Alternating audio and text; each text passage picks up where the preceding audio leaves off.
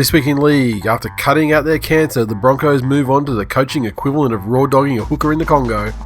Super League signs their new sponsorship deal, which is somehow worth less than a bowl shaver to a podcast. Realising they now lose Billy Walters to the Broncos, the West Tigers try to find a head coaching job at another club for Luke Brooks' dad. Plus, we look ahead to all the action for round 16 of the 2020 NRL season. All that more this week in league.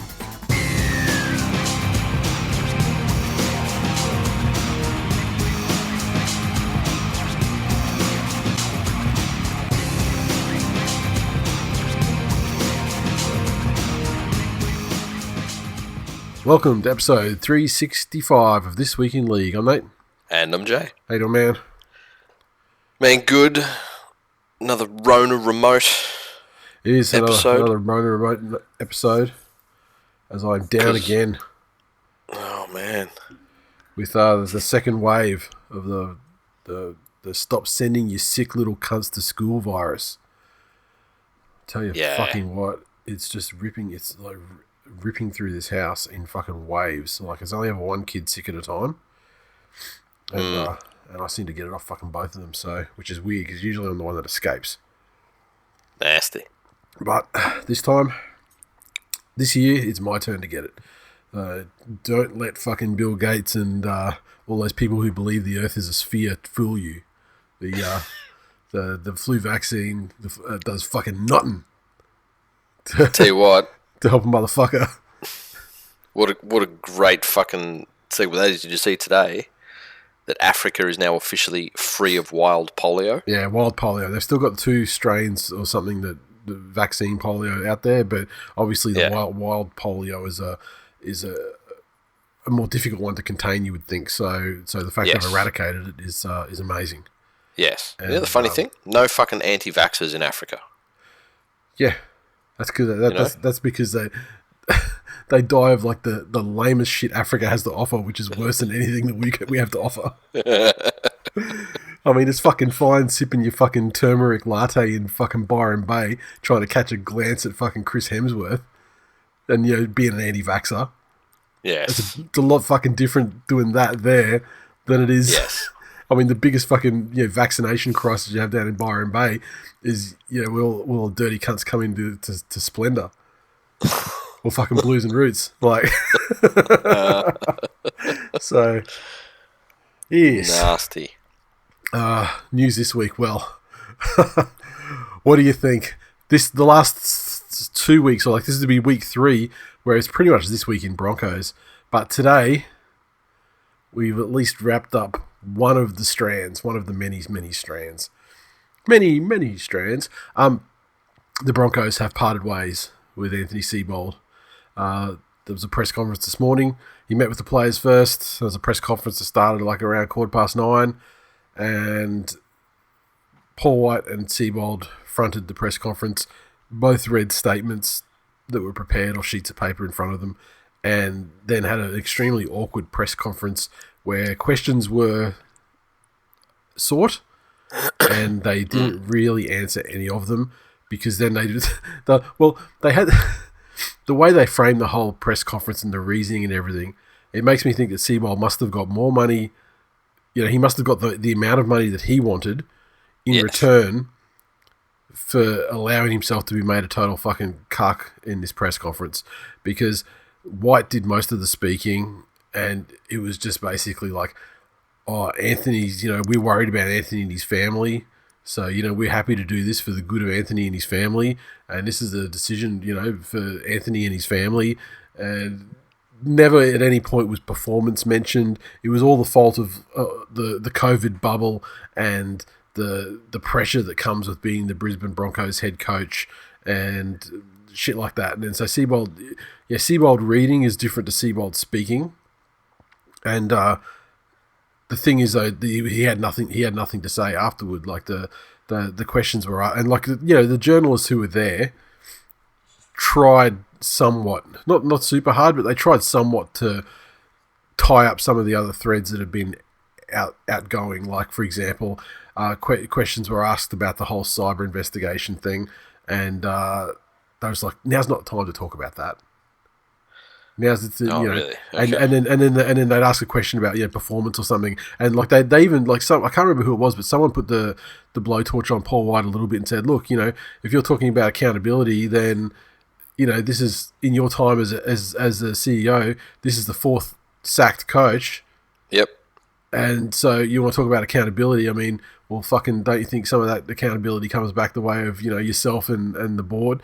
And he just fluffed around that and basically spoke about how important it was to be accountable for, and how accountable he was for all the decisions he's made. But it wasn't but not those decisions. It wasn't his fault about those. It was hilarious. He was super into accountability without demonstrating one iota of accountability. Of actual accountability. Yeah. And this is the thing. That was a pretty standard A, press conference. But, extremely. But B, board member speech. Oh, yeah. Because there were no ramifications for him. Not yet, anyway. I mean, I think his term does come to an end at the end of the year, anyway. Yeah, it so does. Perhaps that's more why he doesn't have to be. I mean, he doesn't have to be accountable. He's probably not seeking reappointment. He'll serve out his time, walk off into the sunset, and that's it. And board members aren't used to having things they say actually critically examined. Yeah. Even by investors.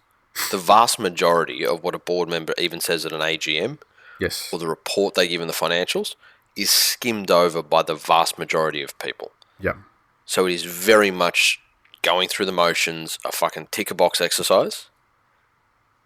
And this is no different. I'm not sure. I've seen a lot of the fucking dead shit Fox journos up in arms about how robotic the press conference was. And like, what the fuck did you expect?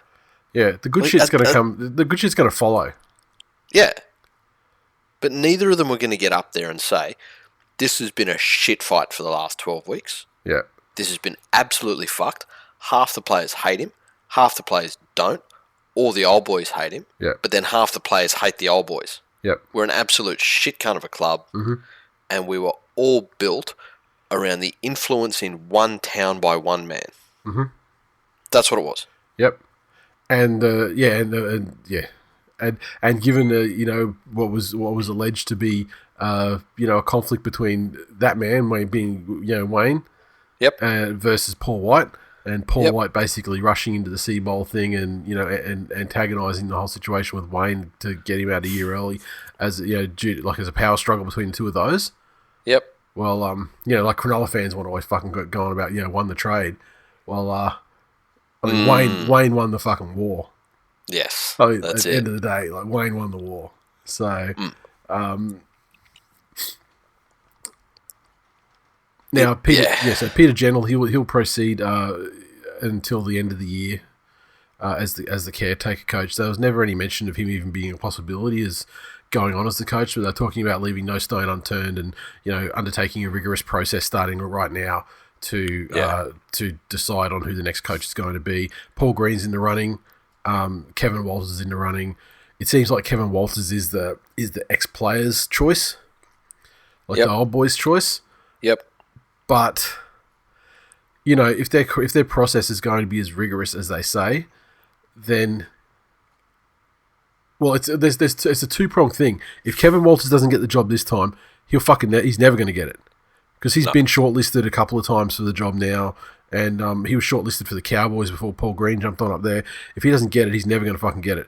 The second thing is that while popular with the old boys, and I think probably popular with the general fan base of the Broncos, like the wider fan base, not the ones that think too deeply about things, just the wider Let's Go Broncos, the type of people who actually follow the instructions Sam Thaiday gave them on the fucking Titantron on how to swing their rally tails that night. Like that kind of fucking, like guppy level.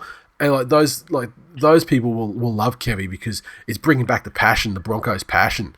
And he knows what it's like to win. He was there when they used to win, and blah blah blah. But what you're going to get instead is listen to anything any players coming back from Catalan said about his coaching. They weren't a fan. Origin, he did take Mal did pull the ripcord at the right time at Origin when there was generational change in the Queensland side. 100%. However, he's still got a 50% win record there, but which has manifested itself in 2 series losses in a row. Yep. And he's got that fucking idiot.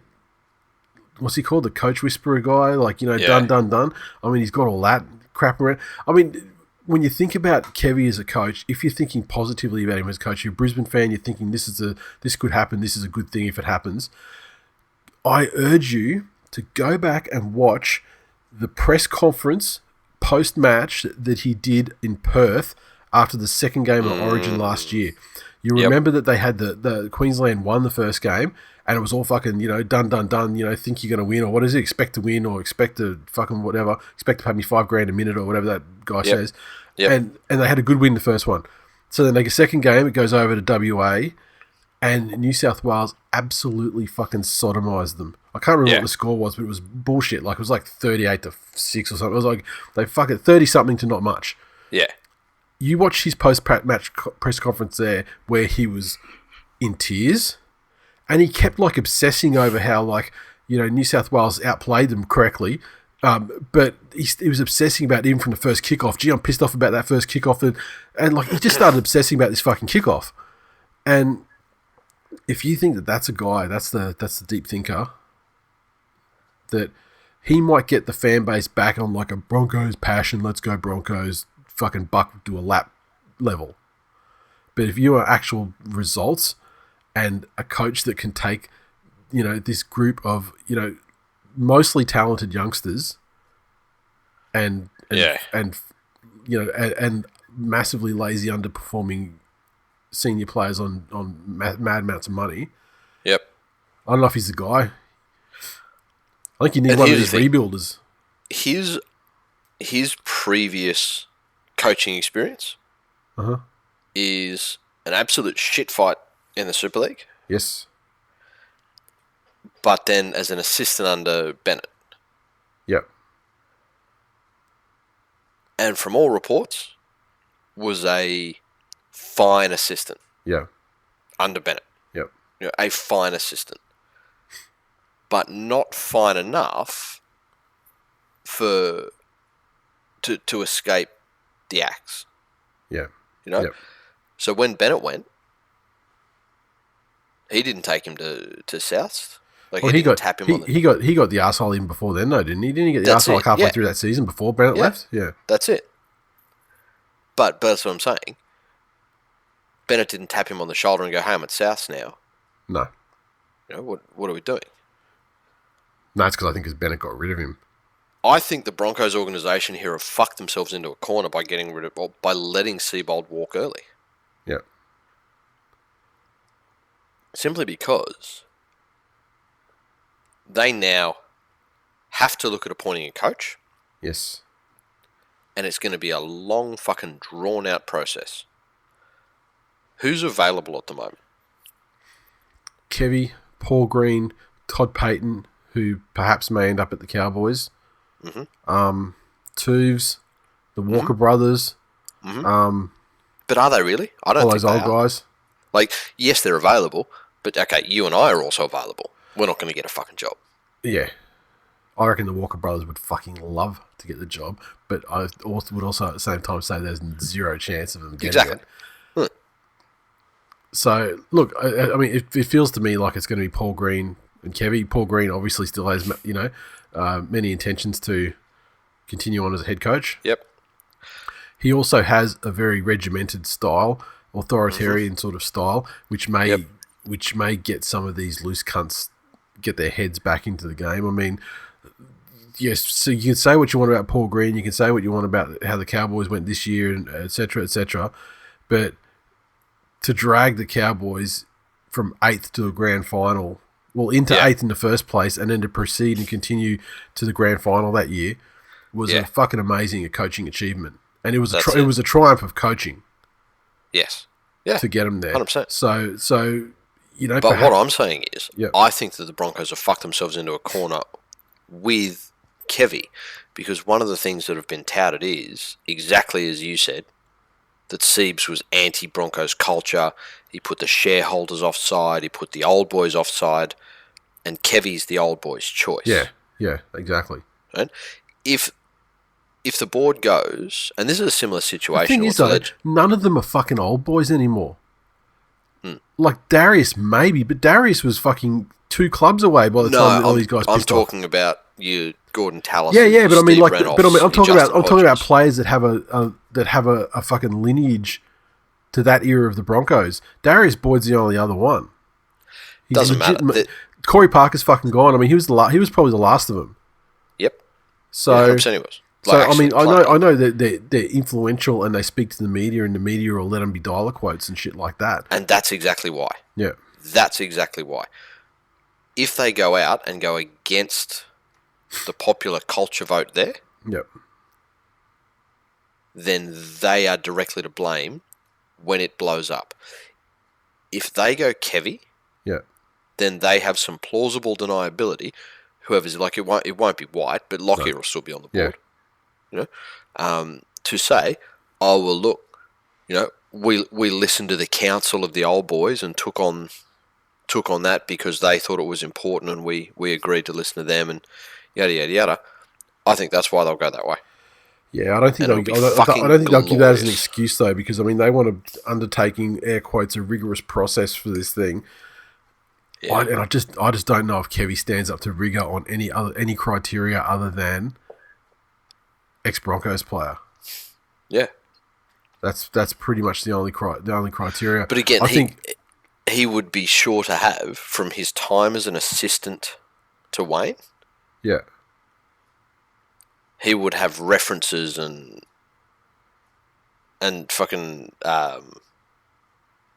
dollar quotes or whatever you want to call them from ex-players that he coached then from a much more successful Broncos time. That's what I'm saying. Yeah. I think he'll use.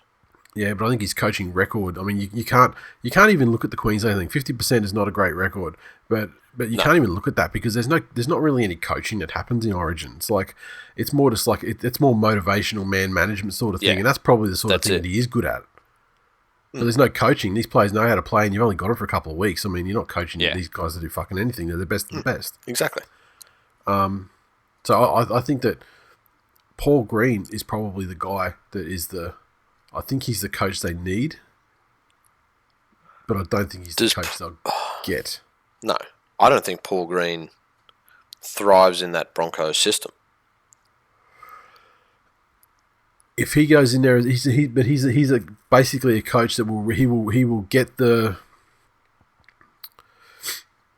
I think he's the coach that can get them sort of pulling in the same direction and actually make the young guys get better. Yeah, that's it. Yep. And you know what? It might not be a painless process, and he does have enough. I think he has enough old boys credit, not for Broncos, but through his Queensland. Yeah. He's probably got enough connection to a lot of those guys that perhaps that he might not be their first choice, but he might be a palatable choice. Yep. But I don't know. I mean, we're putting thoughts into people's heads who have proven that they don't fucking think that well. Exactly. Right. So I think we probably thought about it more deeply than any Broncos fans. I'll tell you what. Now's your chance. Who is the coach that you want at your side? The criteria for this exercise must be available now. You can't sort of fantasize about any if fucking Bellamy leaves here or if this coach gets fired. It's got to be someone who's on the table right now, today as we speak. And who is it and why? State your case. Let's see what you boys and girls think. Let's see, we've got more Broncos. Oh. Well, before we move on to Seabold thing, how's the form of that fucking guy? What was his fucking name? Phil Murphy. Who's in property development. Yep. He's done a couple of estates around here, actually. I saw through his business when I looked him up. He's the largest private shareholder of the Broncos, with about, 22 or 24% or something like that. Mm-hmm. Thereabouts, and that compares to News Corp, who have about 68%, I think, and a couple of decimals. And he said that he compared Seabold to cancer that needs to be cut out before the Broncos die. Yeah. And the context, he didn't actually call him a cancer, but what but what he did do though was sort of likened him to that. So he said, he's talking about first thing that he's like, if someone wants to buy my shares in the Broncos, I'll talk to them. I don't know what'll happen, but I'll talk to them. But he says about Seabold and whether he should get the axe. He said, I've been asked about that many times. He came to the club with a good record, but his record since he's been at the club has been crap. If you tried to write the worst debacle, the worst fall of grace of any sporting club in the world, you could not write what has continually happened week in, week out for the last 18 months at the Broncos. It becomes like a disease. If you get cancer, you've got to treat it, but they haven't cut it out. So... Yeah. And this guy is a fucking... he's a prize cunt. Did you see some of the other stories that came... Seabold actually... he sort of retorted and mentioned that he's only ever met the guy probably 3 times, or spoken to him 3 times. A couple of which were when he had to get him removed from the dressing rooms because the players were complaining about him. Yeah. Yeah, that's that's the thing. And Seabold's going to struggle with this for a long time. Yeah. For a long time. These little fucking pot shot point scoring opportunities he has to have. Yes. Just go to his fucking character. And unfortunately, if he gets a job at another club, he's going to be a headline. Because of what's happened here at the Broncos. Yep. Because of all of the rumours and police involvement and lawyers and all of this junk. Yep. He is now going to be a headline forever. And reporters have figured out that it is a very fucking easy proposition to wind to him up arc him and get up. a quote. Yeah. Yeah. The thing about Seabold is he's spectacular. He's had the most spectacular loss of a head coaching job that in recent memory for rugby league. Mm. You got Madge, who's at the Tigers now, who's said in interviews that that Seabold fucking was knifing him from the assistant position at Souths. Yep. So he's poisoned. He's poisoned as a head coach. Yep. And he's poison-ish as an assistant coach. So he's basically a non-playing Robbie Farah. Yeah. Oh, that's fucking great. Yeah, he is. Now this is the career. This is the path to redemption for Seabold, or the path to making money as a head coach again. Assistant coach at the Doggies with his mate Baz. Knifes Baz because Baz is crap, and we know that. Gets the Doggies head coaching job. Still sucks balls. Hey, wasn't he assistant to Trent first? Yes. Not first, but he was, before Souths, yeah. Yeah, that's it. Yep. Dumpster. And still nothing yet on the mysterious hunt for the internet people that was going to see names named in 24 hours 4 days ago. What I got from that, and it was fucking weird the way he said it, it was almost like, I'm going to sit down and have a long think about my decision, but my decision is that I'm going to give police some names. Yeah, I'm going to give them to the police and they'll do what they're going to do, sort of thing. So it sounds to me like he's engaged this private firm that have charged him a shitload of money. Yes. To probably just use Google for a little while. And have given him some names. Yeah. Now, somebody I work with, sibling, works for Queensland Police in the, what do they call it? Digital forensics? Yep. Section. So I'm waiting to hear how much the police are going to want to get involved. Yep. They're used to stuff like, hey, here's a laptop that we got from a drug bust. Yep. Or, here's a fucking phone that belonged to a pedo. Yep. What can you get out of it? Yep.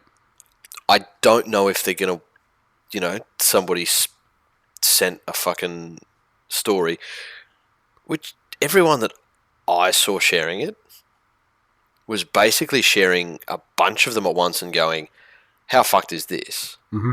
Like, none of them are the same. Yeah. How many different stories and they were all screenshots. Yeah. You know, fucking like, they're not going to lead you to the original thing. Yeah. So, it's just bullshit. It's just like it's just internet big dick fucking talk. Yeah. Yeah. From someone who doesn't actually know how things work or hasn't been told how things work, or perhaps has been oversold how things work. That's it. That's 100% it. Yep. Now, moving on, the Broncos' fallen star Tavita Pangai Jr. has reportedly provided the NRL with a breakdown of broken third-party promises in a move that could have massive ramifications moving forward. Yes.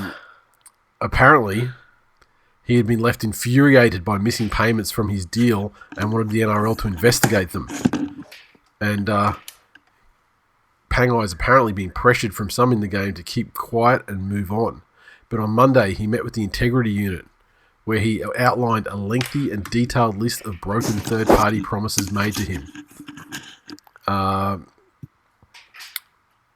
Apparently he's been completely honest and open in the meeting with the Integrity Unit, and said to have gone on for several hours. And these are massive concerns, allegedly, for the Broncos. There was our good friend Hammers shared something with us, and I forget who authored it, but it wasn't a bad thought. That, you know, this stinks fairly certainly of a player manager. Yep. Who understands that his player is in danger of having a contract ripped up. Yep. And just doesn't want any negative press to do it. So I guess firing a shot across the bow at other organisations or leaders about what he's capable of. This one, it could be everything or it could be nothing. Yeah. You know? One of the versions of the story that I've heard is that there was a group who approached the Broncos and said, hey, we want to do something. And they said, no thanks, we're good, but we can put you in touch with his manager, which is that arm's length process. Technically, if that's happened, then that's all, I guess, above board. Yeah, what I've read, though, is that someone at the Broncos initiated the arrangement with the third party and hasn't been forthcoming. And the thing about the arm's length thing is that, well, I mean, like in this day and age, it seems to be very subjective. There's no fucking science applied to the arm's length thing. Like, Manly got done for not arm's length enough because fucking Greenberg hates fucking Manly since he was back at the Doggies back in the day. What was the actual story there, though? There was from what I've heard from inside the club is that it was like it was stock standard third party shit. Yeah, it was stock standard, and believe me when I say that I've been told of the bad stuff. So it wasn't like a sugarcoating thing either. Yeah. It was like it was actual being mystified at this and like not having any ability to successfully appeal it or anything because it was fucking mystifying. Yeah, okay. And like they could have got there's stuff you can get from clubs. You can get stuff on clubs all the time. Like if you want to bust them. But yeah, apparently it was not even close to one of those things. So again, it shocks me that the Brontos, fucking the dinosaurs, the fucking Brontosauruses. God, fucking stroking out again. Oh no. Shocks me the Broncos are caught slipping like that though. Yeah. Like how many times have we said it? Well, once again, not caught slipping, whistleblower. But that's it. Mm. The only way you get done for shit like that, if it's done properly, is through a disgruntled party. Yes. And if you have somebody that you are about to try and make completely disgruntled, would you not make sure that all your ducks are in a row? Well, yeah, you would think so.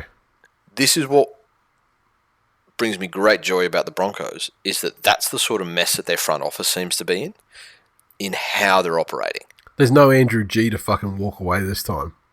And they seem to be completely reactive instead of proactive, even down to the schmozzles with his breach notice, where they issued him with one, and it was apparently, just full of fucking errors and absolutely not legally correct. Yeah.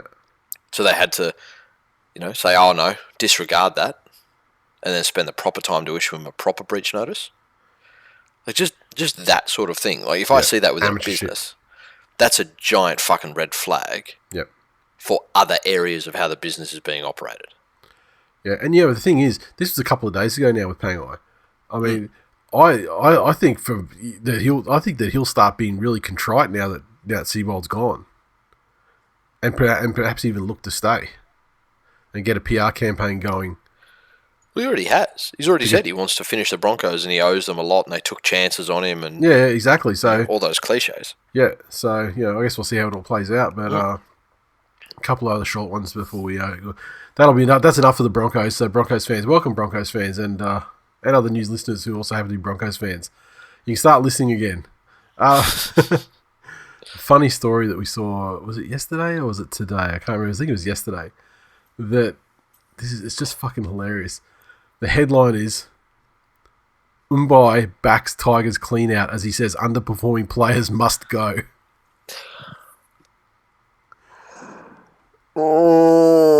West Tigers co-captain Moses Umbai believes coach Michael Maguire is entitled to clean out the inconsistent Tigers, saying you deserve to be under pressure if you're on big dollars and not performing.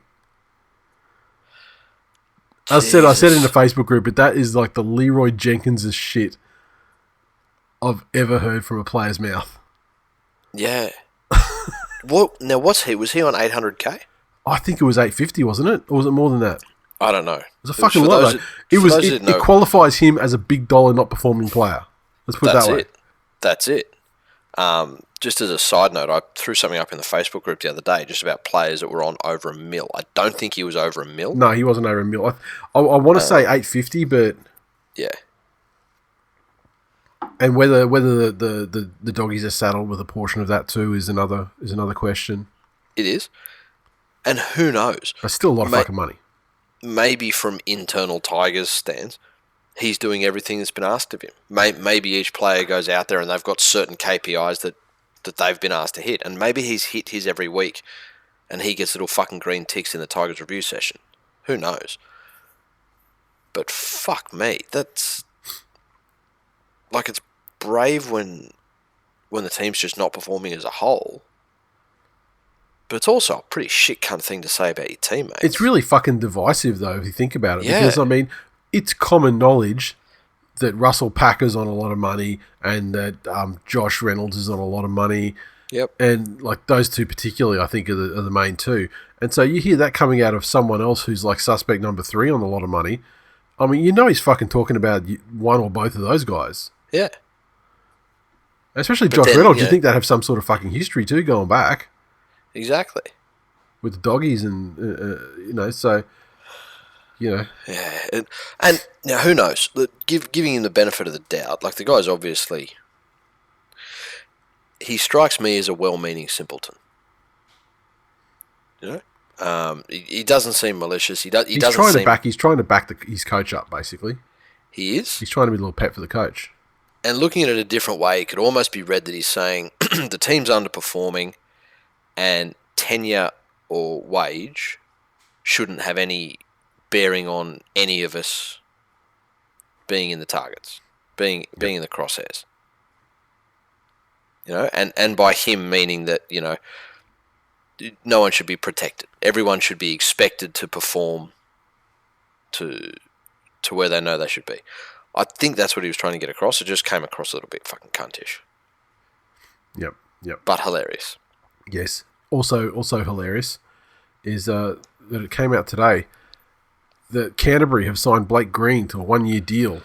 Yes, they have. And will honour the contract, despite the veteran rupturing his ACL for Newcastle last Sunday. Jesus Christ.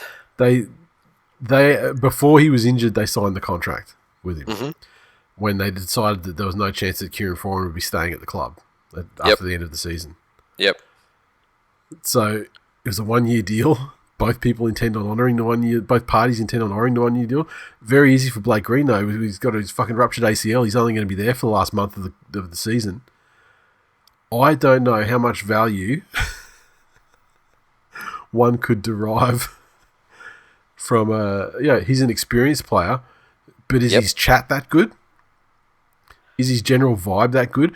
Because don't forget, this is the player that under the instructions of his manager, and the same one that you were alluding to earlier with Pangai, that he wanted to take a big money 3-year deal at the Warriors when he was playing for Manly. He had 1 year to run on his Manly contract, and at the behest of his manager, basically just didn't show up for training until he got his release. Yep. Who was the fucking coach when he was doing that? Yeah. Trent Barrett. And then Trent Barrett goes back to the well and pulls this cunt out again. Who fucking... Yeah, I don't know. It's just delicious. It's delicious. Fucking moist. Makes me harder than a cat's head, as they say. Look, I have no overwhelming hate for the Bulldogs. No more so than any team that isn't mine. So I am, I guess, ambivalent to this sort of shit and just find it mildly amusing. Yeah. I find it very amusing. Not for the club, for the two parties involved. Yeah. The two main parties involved. I'll tell you, you got nothing else to add to it because you find it mildly amusing, right? Look, I don't get how they can go in there and not have anyone say to him, look, we need big names. Yeah. We need a mass fucking clean out of the shit we've got. Yep. And who knows, maybe they do. Not maybe, I'm sure they probably do and we just aren't privy to it, obviously. Yep. But I'm not sure how Blake Green is their priority in that sort of thing. Their forward pack gets absolutely fucking rolled. Yep. Almost every game. Their best forward, they had to stand down, and then he saw his opportunity to get out of the shithole and cried that no one rang him. Well, he was flat. Like let's be real. He was flat out fired. Yeah. And it had the ability for reinstatement on appeal. Yep. Yeah, exactly. And then just like in an absolute coincidental moment, my eye just caught a picture of Luke Thompson on my Twitter window. Yes. And the headline is here. I'm not a subscriber to the DT, so I don't know what the article is, but the headline is this: the Bulldogs have a huge problem on their hands with fears star recruit Luke Thompson could cut his NRL stint short. Jesus Christ. Fuck. It goes Welcome to the Trent era. Doggies fans, strap yourselves in. To that problem all clubs have at some stage or another of not being able to cut underperforming players. Sure, you can drop them to Reggie's,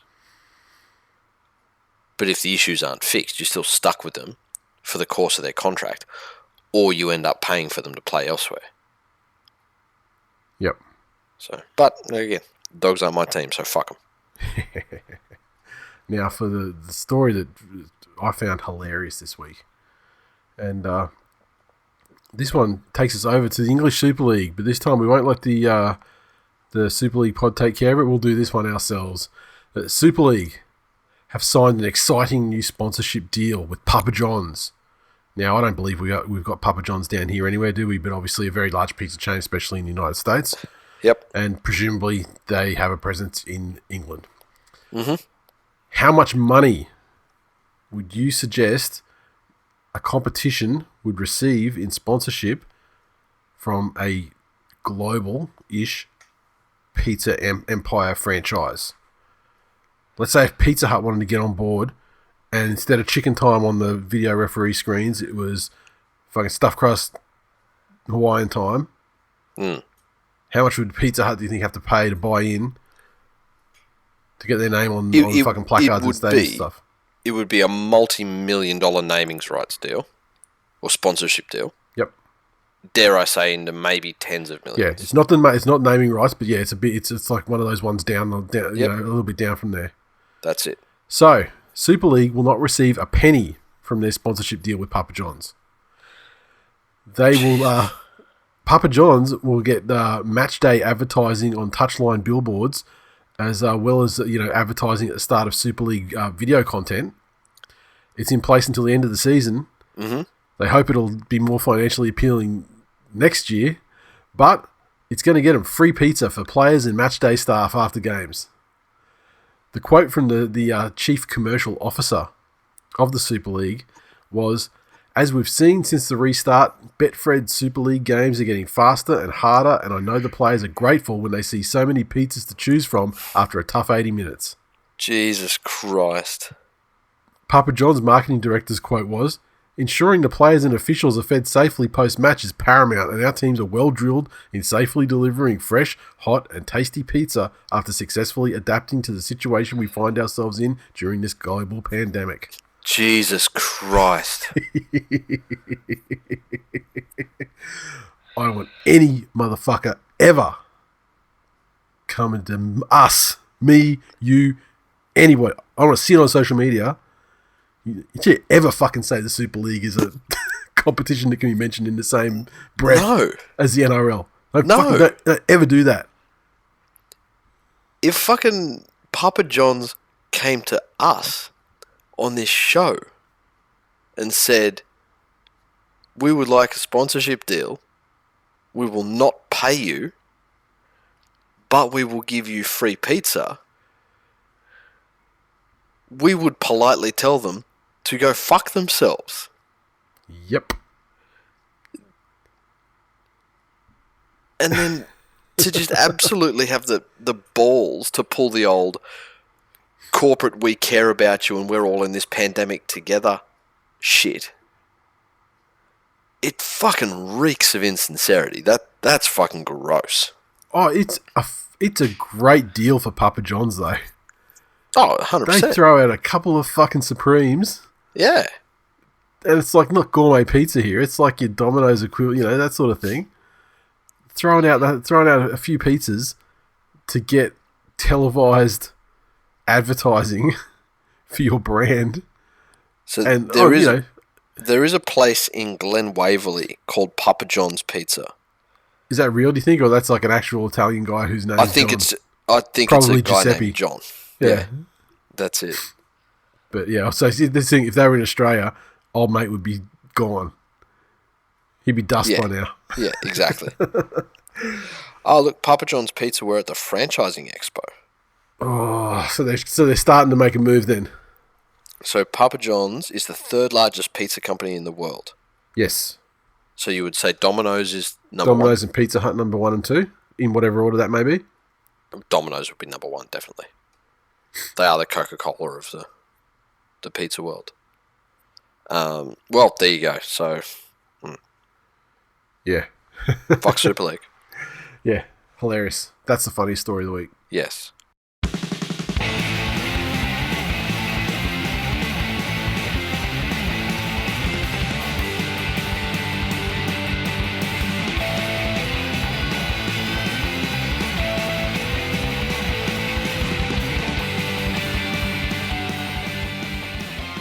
Recaps.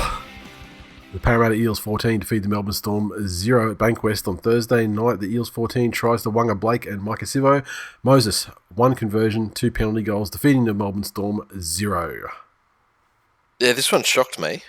I thought, given the way the Storm performed, pretty much with the same outs against the Roosters, that they'd go in and take this one fairly comfortably. But Parramatta really pulled them down into a grittier style of football. Yeah. And when you can frustrate Melbourne, it humanises them. If you can really get in there and get under their skin and frustrate them in one way or another, disrupt their rhythm, And that's what Parramatta seemed to do all night. And it was just when they had their opportunities, and they were by no means flawless, but when Parramatta had their opportunities, they took full advantage of those. The Storm, for their part, they had some horrific injuries during the game as well. Yeah. Just couldn't. And this was the most injured to the spine that Melbourne Storm have been all season. But and they had their chances. They had some good opportunities, like good ball, from penalties and stuff like starting their sets from pretty close out, and couldn't convert them. Just didn't have the strike power to do it. I don't find the Eels to be any more compelling as a competition threat than I did last week. And like the last month we've been saying not that they're cooked, but like they're definitely like a tier down. And this really didn't do a lot to dispel that. I don't think. No. But I mean, it was certainly a move in the right direction for them. I mean, let's face it, a win is a win. A win against the Melbourne Storm, however weakened is a win against the Melbourne Storm. That's it. Count. And psychologically... And the nil scoreline would be super psychologically to those players, they've taken out the front-running teams this year. Yeah. Yep. I think also the good thing for Parramatta is it shows that they'll get up. The week before, they were underwhelming, to say the least. Yes. But correct. They did put it together when it mattered, albeit against a weakened opponent. So. Yeah, and I mean, if there's anything for them to take out of it, then it's that's what they did sort of earlier in the season too.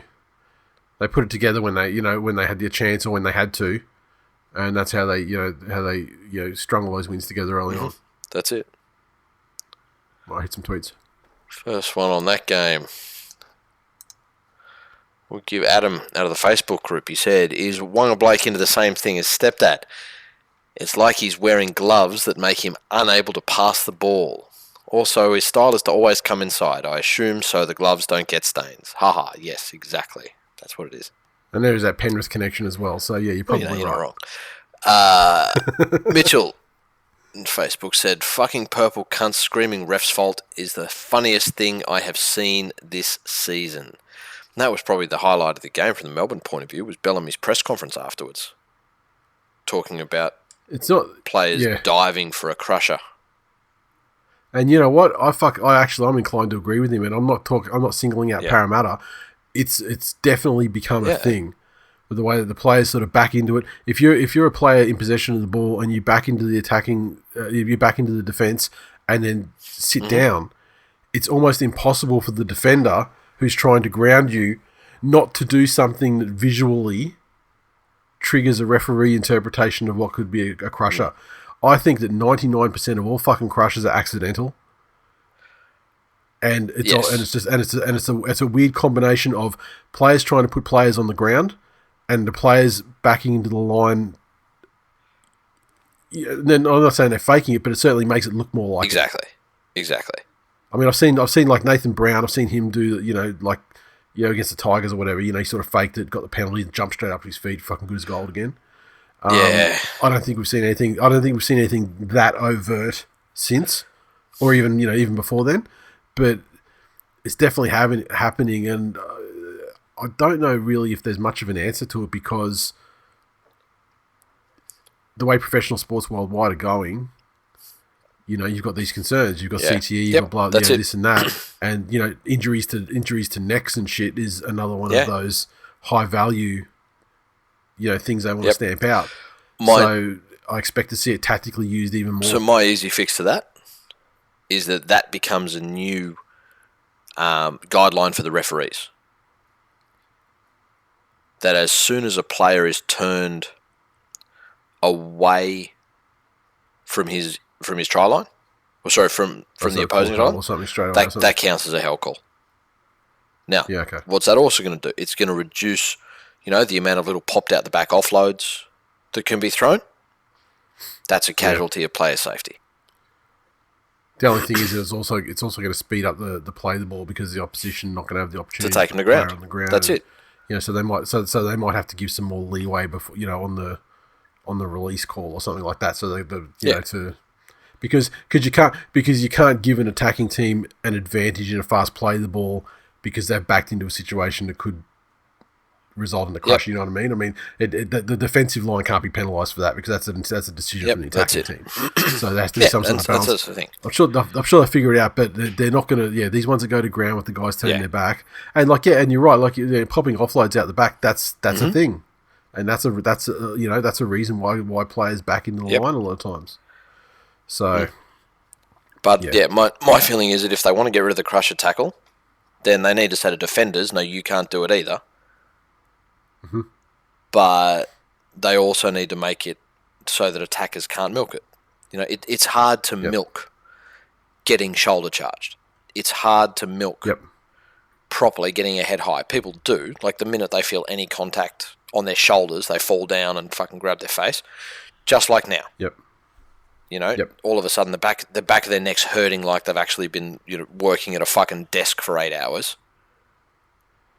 And then the penalty gets blown and they just stand up and ride as fucking rain again. So exactly, it was all like someone once told me in regards to car accidents. Soft tissue damage doesn't show up on an X-ray. Yeah, that's it.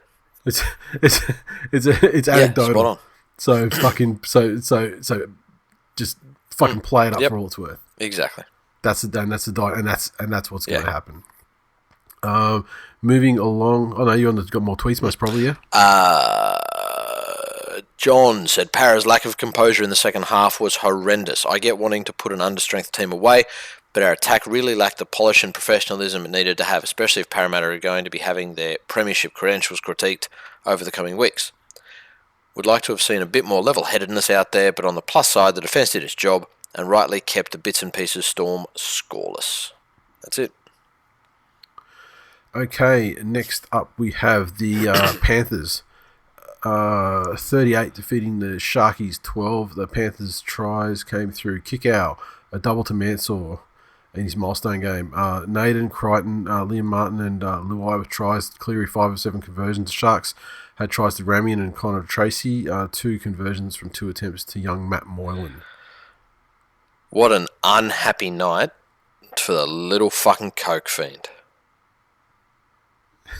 Young Matt Moylan aged fucking quicker than that cunt at the end of Raiders of the Lost Ark. Or no, what was the one where the cunt got old? Wasn't it? Last Crusade. Was it not the end of Raiders? Oh, Last Crusade was the whole because he drank out of the wrong cup. The arc, the Nazi. Yeah. Whatever. So Matt Moylan is a Nazi. That's what I'm saying here. Yes. Okay. Very bang on analysis. What else you got? Welcome, new listeners. It was another good start by the Panthers, like a very fast start. Yes. But more importantly, this week they kept up with it. What's happened in previous weeks with Penrith is they've started really hot, but they're not exactly gone off the boil, failed to keep the pressure and the points rolling through to really put their dominance and dictate how the game's played. This game, though, they stepped up at every opportunity. And every time the Sharks came back and tried to match them for intensity, they kicked it up a gear. Until finally it got to the stage where the Sharks just weren't able to stick with them. And to their credit, the Sharks had periods of this game where they 100% had the ascendancy in terms of attacking time, and they 100% had the ascendancy in terms of running the Penrith defence around. But every fucking time that happened, there were individuals or groups of individuals working together in defence that stood up and just shut down everything the Sharks threw at them. You look at there was Nathan Cleary, absolutely fucking monstrous in defence at the back, putting people over the sideline. RP fucking stripping the ball 1-on-1, which is a catalyst to the next try. And Martin just at Moylan all fucking night. You could tell from the get-go that was the mission he was given.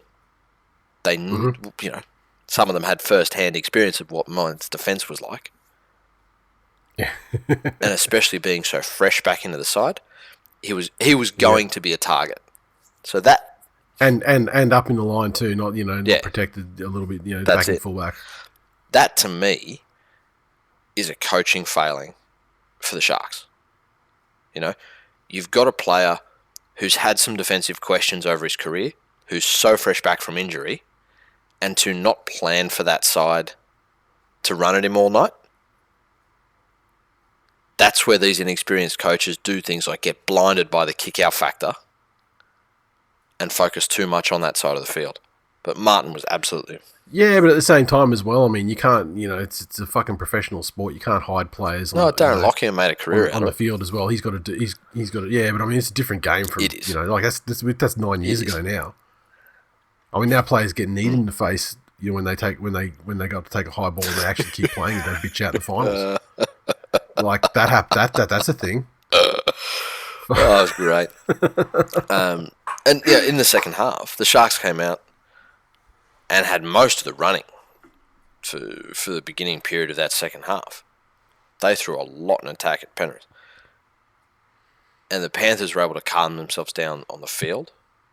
And that's one of the things I'm happier about with this team this year. That as a group, they can really switch gears either up or down. Because they were probably a little bit too frantic in that second half and needed to notch things back a bit and just start playing some simpler football, start winning the territory battle again, start applying the pressure, and then the points came. It was a great performance. Tweets. Like, kick out, fucking dumb. Yes. Like, 3 minutes to go. Exactly. Thankfully, it wasn't more. Yeah. It's going to cost me a week. It doesn't matter. You're playing with the Tigers, so I mean, it doesn't matter. But, come on, man. 3 minutes left in the game. Fucking calm down. On. And look, there is that thing. You've got the game so fucking well won, but not to drop that intensity. I get that, and I appreciate that. Yeah. But you're 100% right. Be smarter. Shunter said, unfortunately for Cronulla, Penrith were fired up and in the mood to put a hurting on a pack of racists. Fat Harry Lazy said, Cronulla were an Instagram model and Penrith were the Phoenix Suns. Hashtag Yeary of Cleary. Ben said, Moylan playing with the passion of a man who knows if he didn't have hamstrings made from overcooked spaghetti, he could have been a part of the hashtag Yeary of Cleary. Hashtag fuck the Broncos. Dominic said, Moylan calling Liam daddy. He's holding his pocket for a long time. Liam Martin making Matt Moylan look like a fucking child. Thank fuck we pinned him down for another couple of years. Cleary running the show like a beast. Hashtag Yeary of Cleary. Mitch said, how long until the ban is over and we get our peptides back? And Big Gav, with what you were alluding to before. Who won the trade?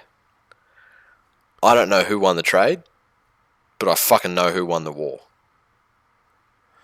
Yeah, because I saw someone lay out a whole bunch of reasons why Cronulla won the trade, and I can't remember who it was, but I actually read that and thought, you're actually kind of right. And I mean, like the whole trade thing, while it's still technically going because Moylan still exists, I mean the kind of back and forth ended with Maloney fucking off to France, right?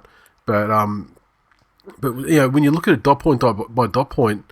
So I mean, Cronulla probably, they probably did get the best year, the last great year out of Maloney. I mean, Penrith he wasn't terrible for the entire time. Look, the first year of this year was great. Yeah. Then there was only good until he got selected for Origin, Maloney. Yeah. Fucking, he was good in that Origin, he was. Too. He wasn't for Penrith, but he was great fantastic. In that series. Saved our asses. Again, Cronulla may have won the trade, but at what cost? Everything. Yeah, they're not everything really. A game or two of footy. Let's face it. At the end of the day, it's only footy. Don't go fucking Hutchinson yourselves, cunts. Over nasty things we say. Jesus. That's it it for the tweets. Okay, which is next? Oh, this is a great one. The Dragons 28 defeat the Broncos 24. The next stop on my masturbation tour of 2020. The Dragons 28 tries to Kerr, Norman, and a double the Ravalawa. 3 conversions to Zach Lomax, 3 penalty goals to Zach Lomax. The Broncos 24 came through, tries to Kenner, Stags, Pakes, and Dearden. Stags, 4 of 4 conversions. Look, we have maligned Smooth Corey, and Dragons fans continue to malign Smooth Corey. But fucking 2 occasions, and yes, I know there was some complicit behaviour from outside backs from the Brisbane Broncos, but those fucking kicks, when the Broncos were coming hard for them, at the end of the game, and we were less than a try away, those kicks from, like, Corey Norman's booting it from 40 metres out from his own try line, rolling it into the in-goal area where it stops, and then they somehow get their chase down there, and on 2 occasions caught the Broncos player. I know the second time, the last time was Boyd, I can't remember if it was even both times, caught him in the in-goal for a dropout. It was... That was the clutchest shit he's ever done. Except when he was clutching that CC and dry and lime or whatever it was when he was plunging down. That, to me, is pure Corey Norman. That thing where he's going to have a solid game, but then you think of last year, he was booting fucking field goals to sink the Broncos. Yeah. And it's not clutch per se, as you would describe clutch. Like, it's not like a pressure cooker situation, like that fucking Storm Roosters game where there were like 9 field goals kicked back and forth. No, it was the perfect play at the right time to seal the win for his team. Big dick swag play. That's exactly what it was. It was, they'd been a little bit lax all night. They hadn't performed fantastically, but they got themselves. They'd won the match, and then they'd let the Broncos back into the match. And when it counted, he fucking stepped up and delivered on a couple of really important plays. That to me has been Corey Norman. Yep. I think Dragons fans should all apologise to him personally. At least this week. Fucking Broncos though. Look, they tried. But the start of the game, drop the kickoff, and that was a fucking absolute not the kickoff, but drop the first kick. That was a horrid fucking kick to take on a shitty surface. Yeah. Then give up a fucking 6 again call in the middle of the set, and give up a try. And Norman, as much as he was great with his big dick swag plays, him as a fucking power running half, like, where the fuck has that been? I don't think I've seen him do anything else rather than turn it. And is this a mandate? I mean, is this something that Dino has charged him with now that he can actually? I was trying to read up a little bit on Dean Young and his coaching, and I came across an interview he must have done since the sacking. Yeah. Fuck, he would worry the fuck out of me if I was a Dragons fan. Like, already, like, after being in the chair for 1 week, he was already talking about, just saying things like, my staff are really good. Yeah. Well, I can see he's trying to get the whole collection of people brought forward through into 2021. Oh no, well, I'd suggest more. It sounded to me like there were a lot of I's and my's in his speech. Okay. It wasn't, we have a great staff here at the Dragons who are all, it was, my staff are. Yeah, that could have just been him, like, first week in, just trying to assert the fact that it's that's his exactly team now what it sounded like. And not McGregor's anymore, so, and yeah, that's fine as long as it's not something he, carries on with he was also asked directly, because again, you remember that the issue with McGregor was that he couldn't pick his own team. Yes. So he was asked flat out if he does, and it came out that, yes, he has full control over which team's selected. So, yeah, it was... Fine. Well, and then apparently Hooker's in the running. Yeah, there you go. And who knows? Maybe that's what that team needs. I rate Hook as a guy to get into a club at a certain time in their development as a squad.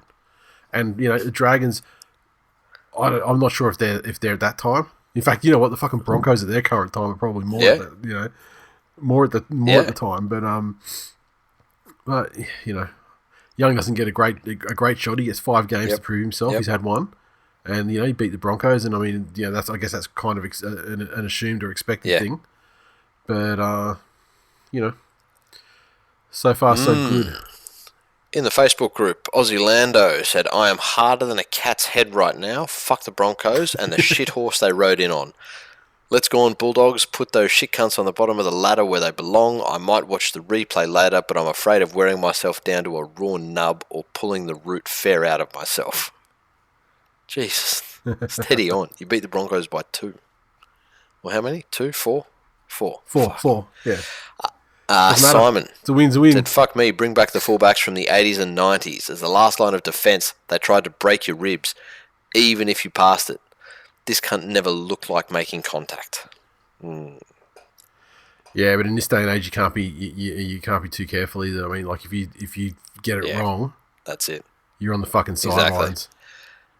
Because so they don't let as much shit go as they used to. Cameron. There's far more cameras Correct. watching things. Cameron said, "Fuck me, throw the towel in, Darius, you fucking egg."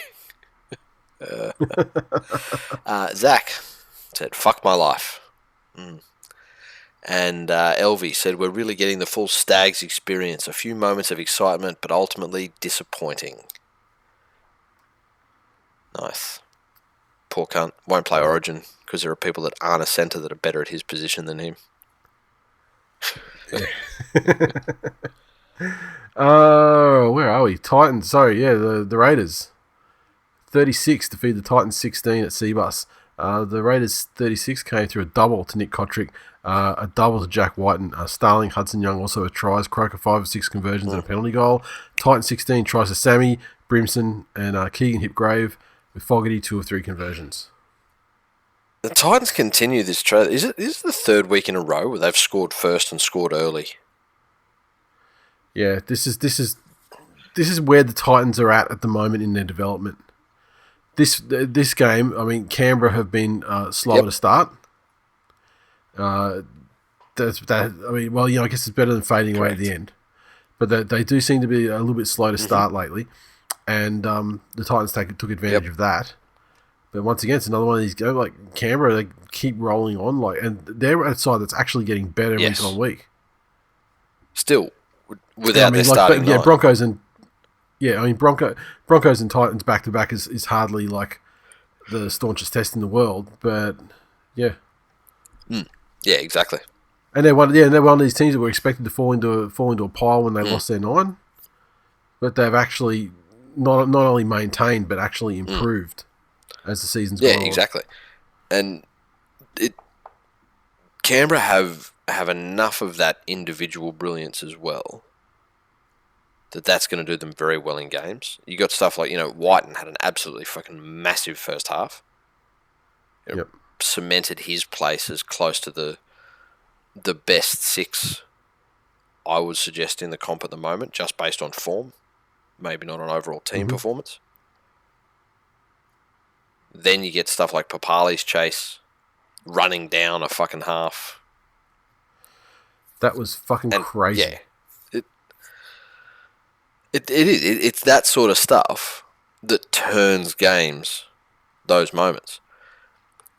It didn't help the Titans' chance that they do things like finally score a try, look like they're back in the game, then they let in another try, then they somehow fuck up a scrum, and there's an intercept try to Kotrick. They're their own worst enemy all the fucking time. New deal for their coach this week, which I thought was fucking odd.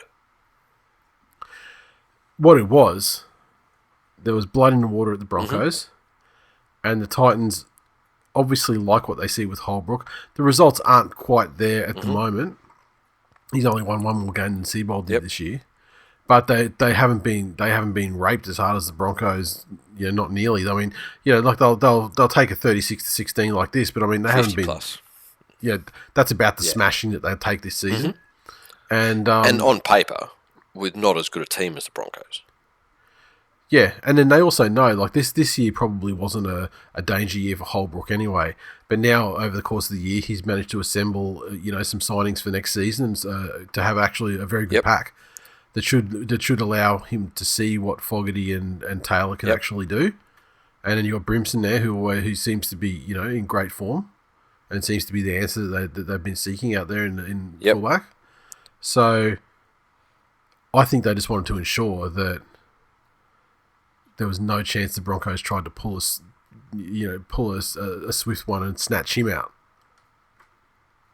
I get all of that. I'm also saying... But yeah, in isolation though, it is weird to extend a coach for 3 years when you've only won 4 games and, you potentially won't win another one this season. And that's what I'm saying. If he's got all of these great players coming next year, would you not wait until, say, halfway through next season to see how he's going with them? To ink the new deal? Look, you know what? I reckon that's probably what they... if you'd asked them a month ago, I bet that was the plan. Yeah, okay. Yeah, for sure. But I just think this uncertainty, and then as it became more and more likely that Seabold was going from the Broncos... But what? I think what, then it just became... You think Holbrook was going to take the Broncos job? More of the Broncos would chase him, try and chase him hard to get him and perhaps pay him... Would they? Something he couldn't refuse. Who fucking knows? They're a shit show now. They need a fucking good coach. They look at Holbrook and they go, well, look, he hasn't got the cattle that we've got, but they've won more games than us and they haven't fucking capitulated. Yep. Yeah, it makes sense. Maybe that's, just like... And this is not the Broncos saying this. This is the Titans fucking insecurity saying this. And like they've been little brother for so long now. They've been little brother for like fucking 30 years or more. So in their various incarnations, and this is the first season that they've had the opportunity to be the big brother, and they're still thinking like little. They're still thinking like little. Yeah, bitches. It makes sense. It's like the little brother. It's like the family where you got the big brother and a little brother. A little brother hits puberty and gets a growth spurt, and now he's fucking like way bigger than physically than the big brother. But he still remembers the way he used to get his ass beat when he was smaller. And it's always in the back of his mind. That's the Titans now. That's their mentality. Gotcha. Makes sense. And that's why they extend their coach for 3 years. Perfect sense. Hammers said, Titans have been very good at starting fast, doing the hard work early, then clocking off after scoring like the job is done. It's like they're shocked that they can play footy and shit themselves and revert back to old ways. Yes, it is. Solzy said, if the Tigers weren't the worst side to rugby league since the Magpies, then the Raiders would be top 4.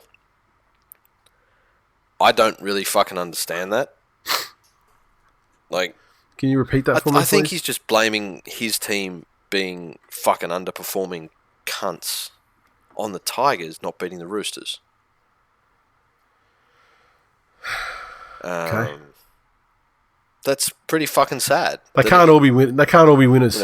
You poor fucks are so used to every year relying on other teams to fail or succeed to mathematically make the finals instead of making it on your own back. The entire world is now your fucking Bathurst. I feel fucking sad for you. Fucking bathroom floor hitting with your face, motherfucker. Ivan said, how good is Papali? A shoe-in for prop of the year. Is he prop of the year? I don't know. Adam. It's too early to start thinking about that shit anyway, but look, he could be in the conversation. Yeah, he can be in the conversation. I mean, he's done. I like he does the flashy plays. He does the barge overs and the fucking big chases and ankle tap things. I do like that from a big fella.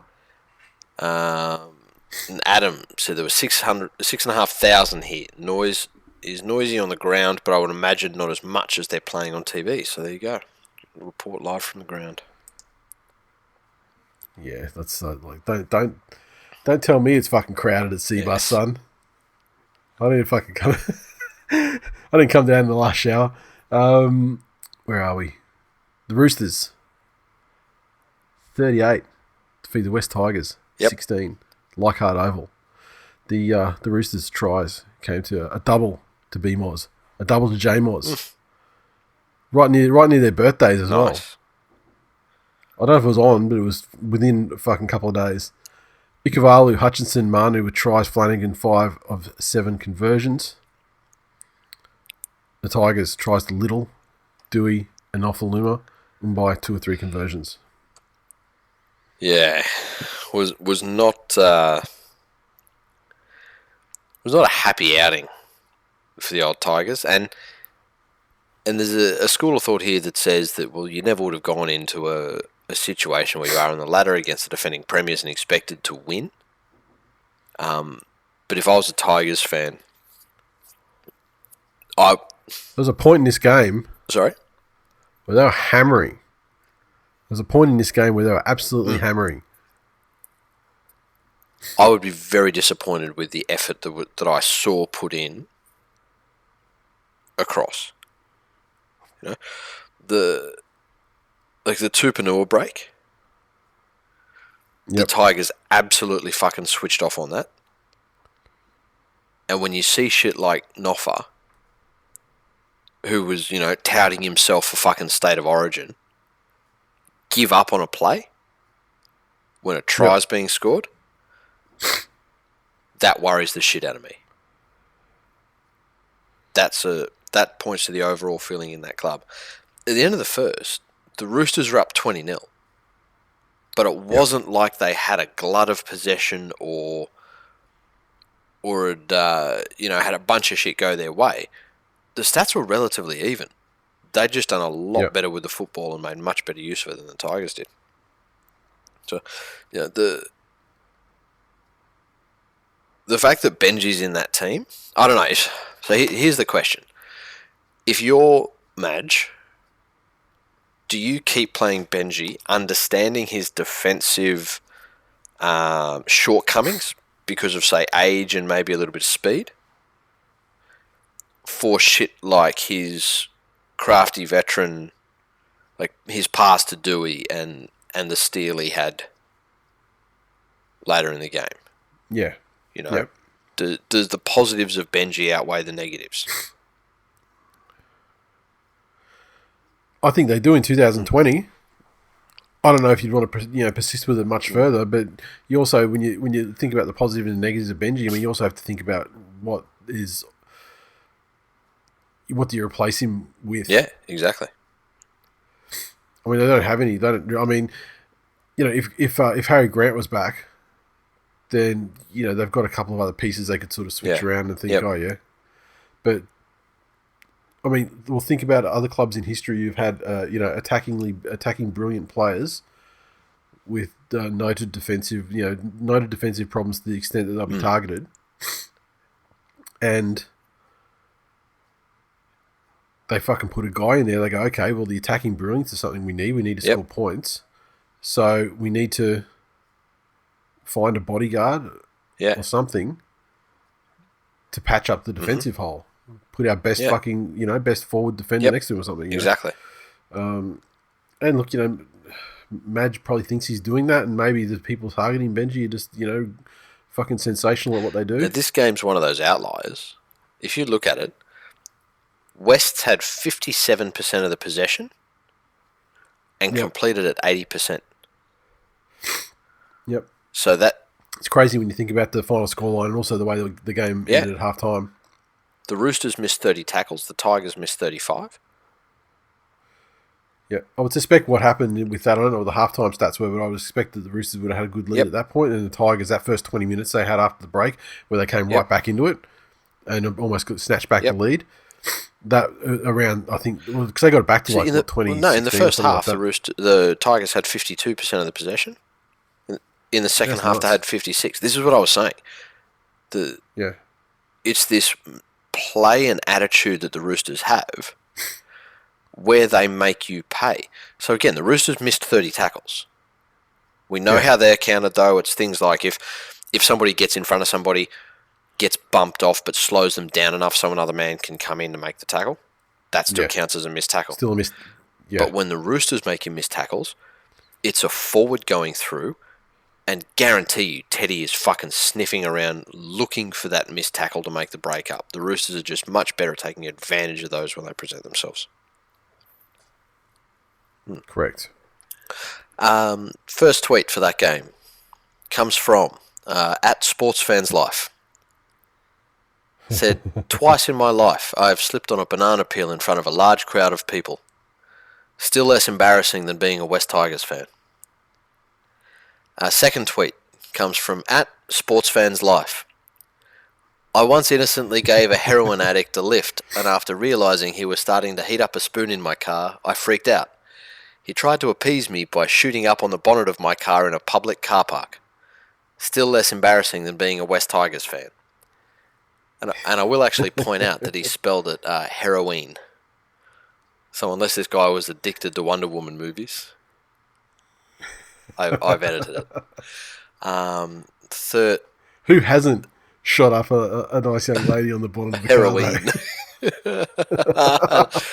Next tweet. It's from @SportsFansLife. I once had my LA Gear pumps stolen from my locker at school swimming carnival and walked back to Aird's barefoot.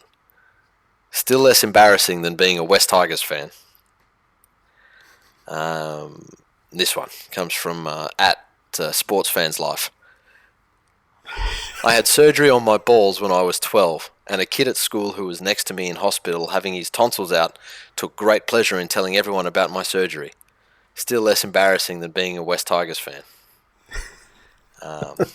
And for the last say on this game, comes from @SportsFansLife. I once had a mate come and stay the weekend at my dad's pub. We were playing video games late at night, and my dad, after finishing his shift, walked stark naked in front of my dumbfounded mate en route to the shower. Still less embarrassing than being a West Tigers fan. And he's tagged the club in every one of those. Oh, fucking quality. Made my night. That's it for the tweets. You got any other Tigers fans that want to poke up? Or just There's nothing else worth saying.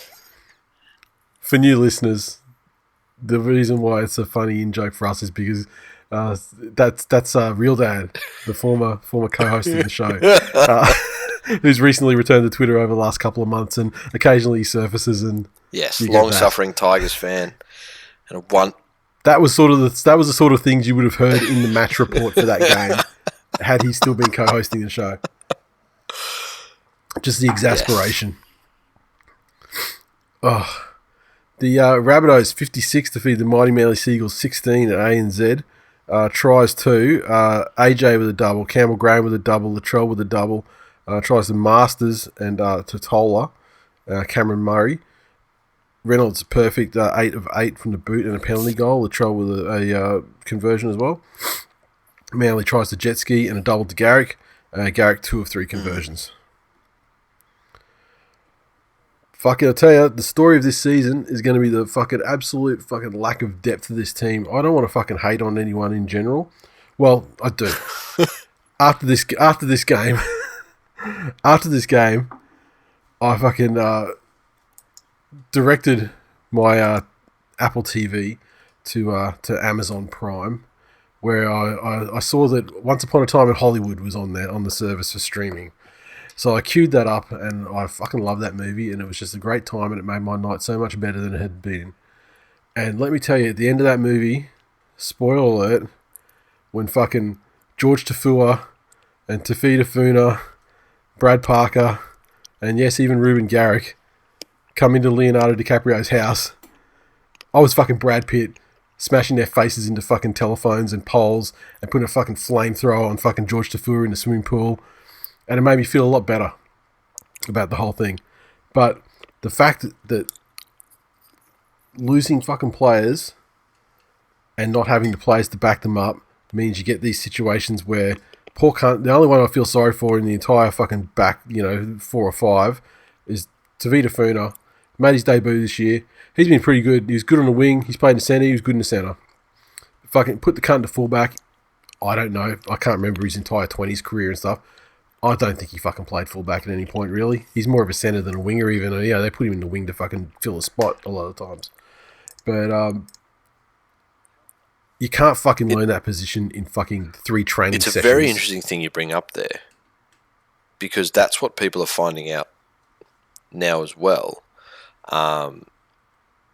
This shit's happening with player managers. Like, you saw Josh Addo-Carr's been shopped around as a fullback. Yep. Oh, really? Who's getting him? Is it the Dogs or is it Tigers? He was going to the Tigers, but apparently that was kiboshed because he was being shopped as a fullback. and it's Yeah, I mean, because, I guess Dewey's fair. He's fine. But it's fine, because player managers are seeing this that, okay, a winger is interchangeable with a fullback in their head. Josh Adokar, fast as fuck. Wouldn't he be amazing if he had a little bit extra time with the ball in his hands before he hit the defensive lines after a kick downfield? That's the fucking thought process, which is literally 1/100th, if not less, than what goes into fucking fullback. The problem is Tavita Funa is absolutely zero fault of his own here. It's got nothing. He doesn't. I'm certain he doesn't see himself as a fullback. I'm certain he has no fucking ambition to be a fullback. But the fact of the matter is, fucking first two choice fullbacks are fucking both gone. They've tried Garrick a couple of times, conceded a fucking cunt load of points, so he's obviously not an option. And the only other option you've got there is fucking Tafua, who can't even fucking hold down his wing. Yeah. So I mean, Jesus Christ! I mean, he can't jump, he can't fucking catch a high ball. You would never put him as fullback in your wildest fucking dreams. He's the fucking Aldi Josh Mansour at this point. He's like Josh Mansour with his face still on the fucking cutting room floor. Like that level of fucking intensity, really. I mean, he hasn't popped someone for quite some time now. But he'll keep coming in off his wing looking for it. Yeah. Fucking hell.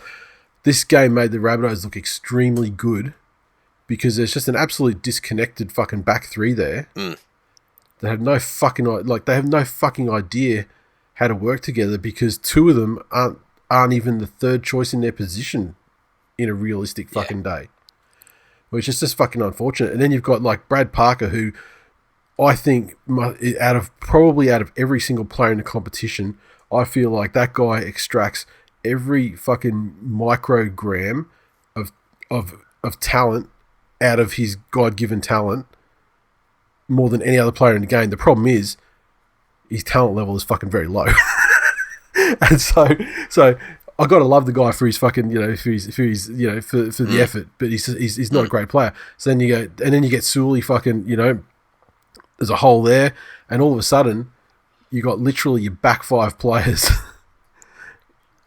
should not play where they should be, and then you get and then you've got like a brand new 5/8 in there, and it gets to number 7 before you've got someone who's actually should either comfortable in their position. Forward pack, obviously great, but fucking hell, it's fucking frustrating. But South took full advantage. I mean, there was some crazy fucking shit as well, like an 8-point try plus the sin bin as well as the 8-point try and things. You don't see that too often. Usually it's like it's kind of one or the other sort of thing. But I mean, try was scored, but then the sin bin as well. Like fucking needed that like a hole in the head, and then on it fucking goes. And thank God now I can just enjoy the Broncos fucking spoon season without worrying about fucking will they or won't they. That's it. get into the finals. But I still feel Souths are one of the lesser teams in the top 8. And so I don't know if there's too much they can take out of it other than like personal confidence and like feel like they had a good game and that kind of thing. It's literally not going to work against any other side. I mean, for fuck's sake, even the Doggies have got a more settled back three at this point of the season. So they need to be careful, like I think on that aspect. But fucking hell, good win though for them. Yep. And Funa, because he's such a fucking churchgoer, he got fined for that sin binning 8-point sin binning thing. So it's probably 20-point sin binning. I think he fucking paid less dollars than he did points on the field for it.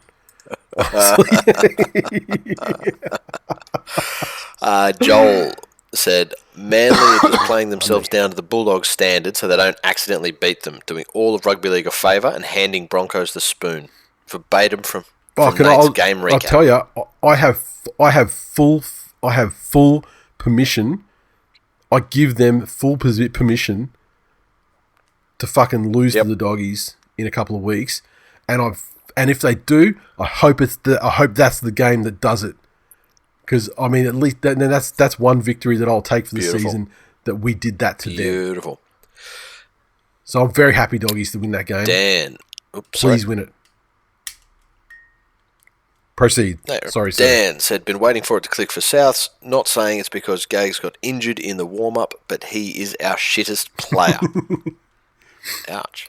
Yeah, I mean, he's a meme at this point, Origin gay guy, so. Yeah. Daniel said, did Manly ever concede 50 under Barrett? Interesting question. I don't remember, to be perfectly honest. Maybe. I don't know. Garth said, obviously Cust hates DCE as much of the rest of the world. That was pretty fucking funny. That was pretty funny. Sam, the warden, said, boy, the Tigers really got outclassed tonight. Manly, hold my silver spoon. It's an old school dig. On a blood buzz, said, please put a shout out to any Latter-day Saints church members to get in touch. I have a few nominations for missions from the northern beaches. And at B.43, old Ben Dunn said, Manly are going so well, DC is wishing he could do a backflip back to the Titans. He probably fucking is now, the little dodgy cunt. That's it. The Warriors 20. Oh, fuck me. This is the thing. You want to know which game I was triggered with this round? Tell me about it. Now we get to it. The Warriors 20 defeated the Bulldogs 14 at ANZ. The Warriors 20 had a double to Murchie, Pompey, Tuivasa-Sheck also with tries, 2 conversions to Cody Nikorima. The Doggies 14 came through tries to Meaney, Foran, and William Hopewate. Meaney 1 of 3 conversions. Jesus fucking Christ. These cunts are fucking taking the piss. Last week, they're up by 6 with not much time to go. And they somehow managed to do every fucking thing possible to concede a try immediately and then allow the field position required for a field goal. This week, pumping them. They're still up 14-6. And fuck it, within two tackles pretty much. And 2 tries in and they're down fucking 20-14. Yeah.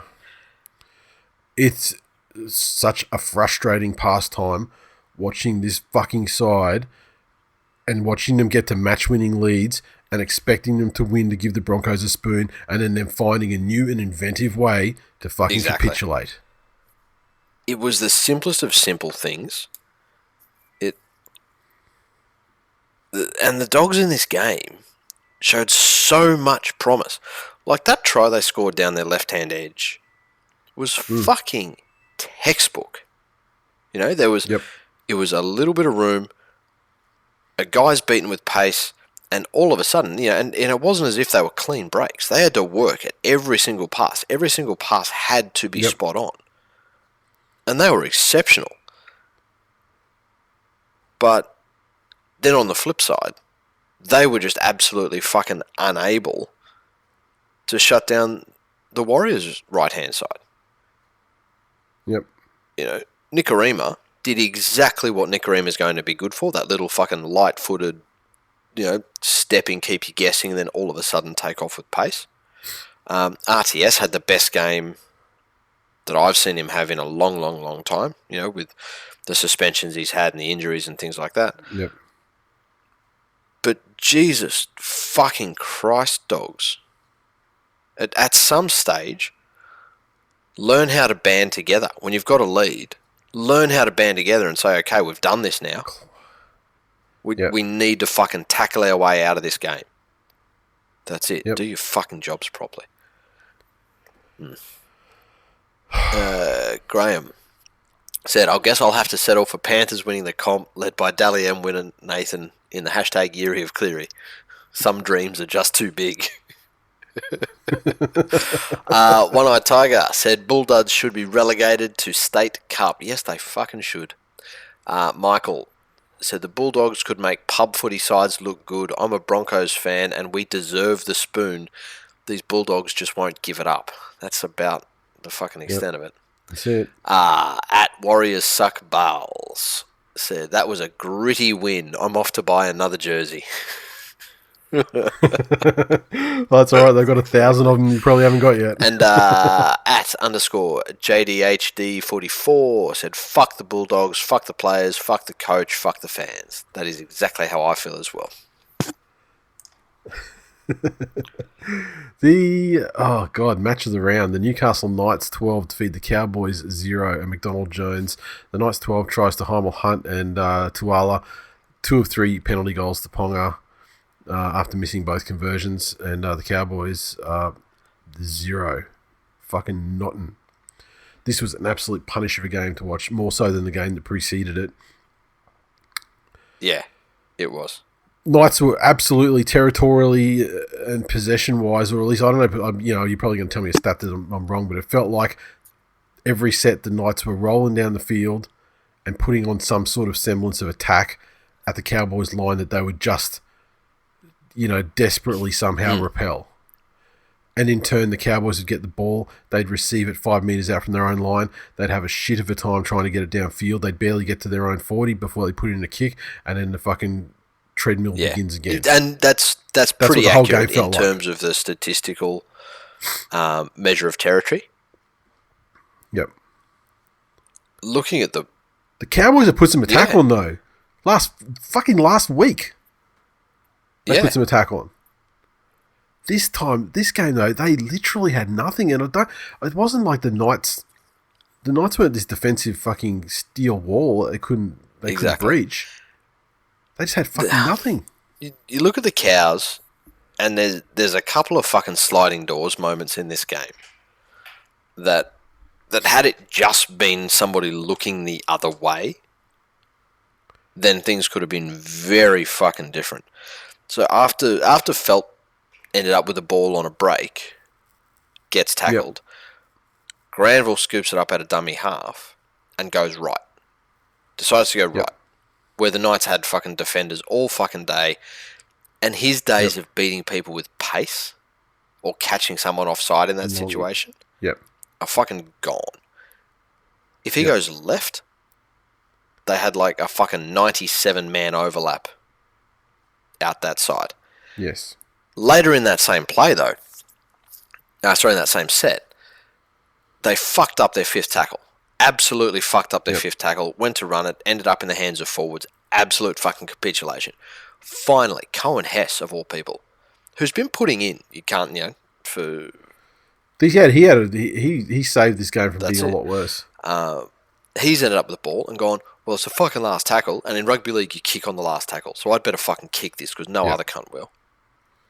And he's decided to put a kick in, and there was no chase. Like, there was literally no chase. The whole attitude of the Cows was pretty fucking piss poor. And then that shows they had the perfect opportunity when Pearce was sin-binned right on half-time. Yep. They did fuck all with that 10 minutes. Absolutely fuck all. As a counterpoint, though, then the Knights had a sin-binning later on, and they were able to do absolutely fuck all with their 10 minutes as well. It really was a fucking cripple fight, this game. It was. Benny Dunn said that game was a visual representation of COVID-19. Cody said, did Newcastle become the Bulldogs? The amount of times a forward has taken a one-up hit up on the fourth is unbelievable. Carleen said, what the fuck? How can the Cowboys play so well one week and so shit the next? It is so tough supporting this team at the moment. I feel you. And Matty said, to quote the late great Patches O'Houlihan, looks like a bunch of retards trying to fuck a doorknob. Truer words have never been spoken.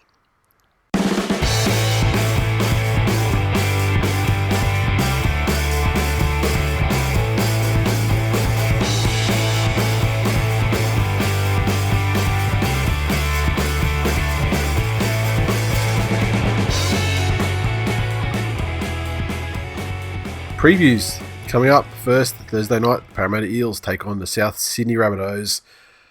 What do we got here for the Eels? Nukore suspended, so he gets replaced by the old man Davey. On the interchange, the Rabbitohs. Gagai returns and replaces Masters, who goes to the reserves. AJ's out with concussion, replaced by Corey Allen on the wing. And Liam Knight returns from suspension on the bench. And Kurt Dillon out of the 17. I'll tell you, this Alex Johnson situation, I do monitor it closely because, I mean, fucking, he's a good player, a good, loyal player to be binned. Yep. You know what I mean?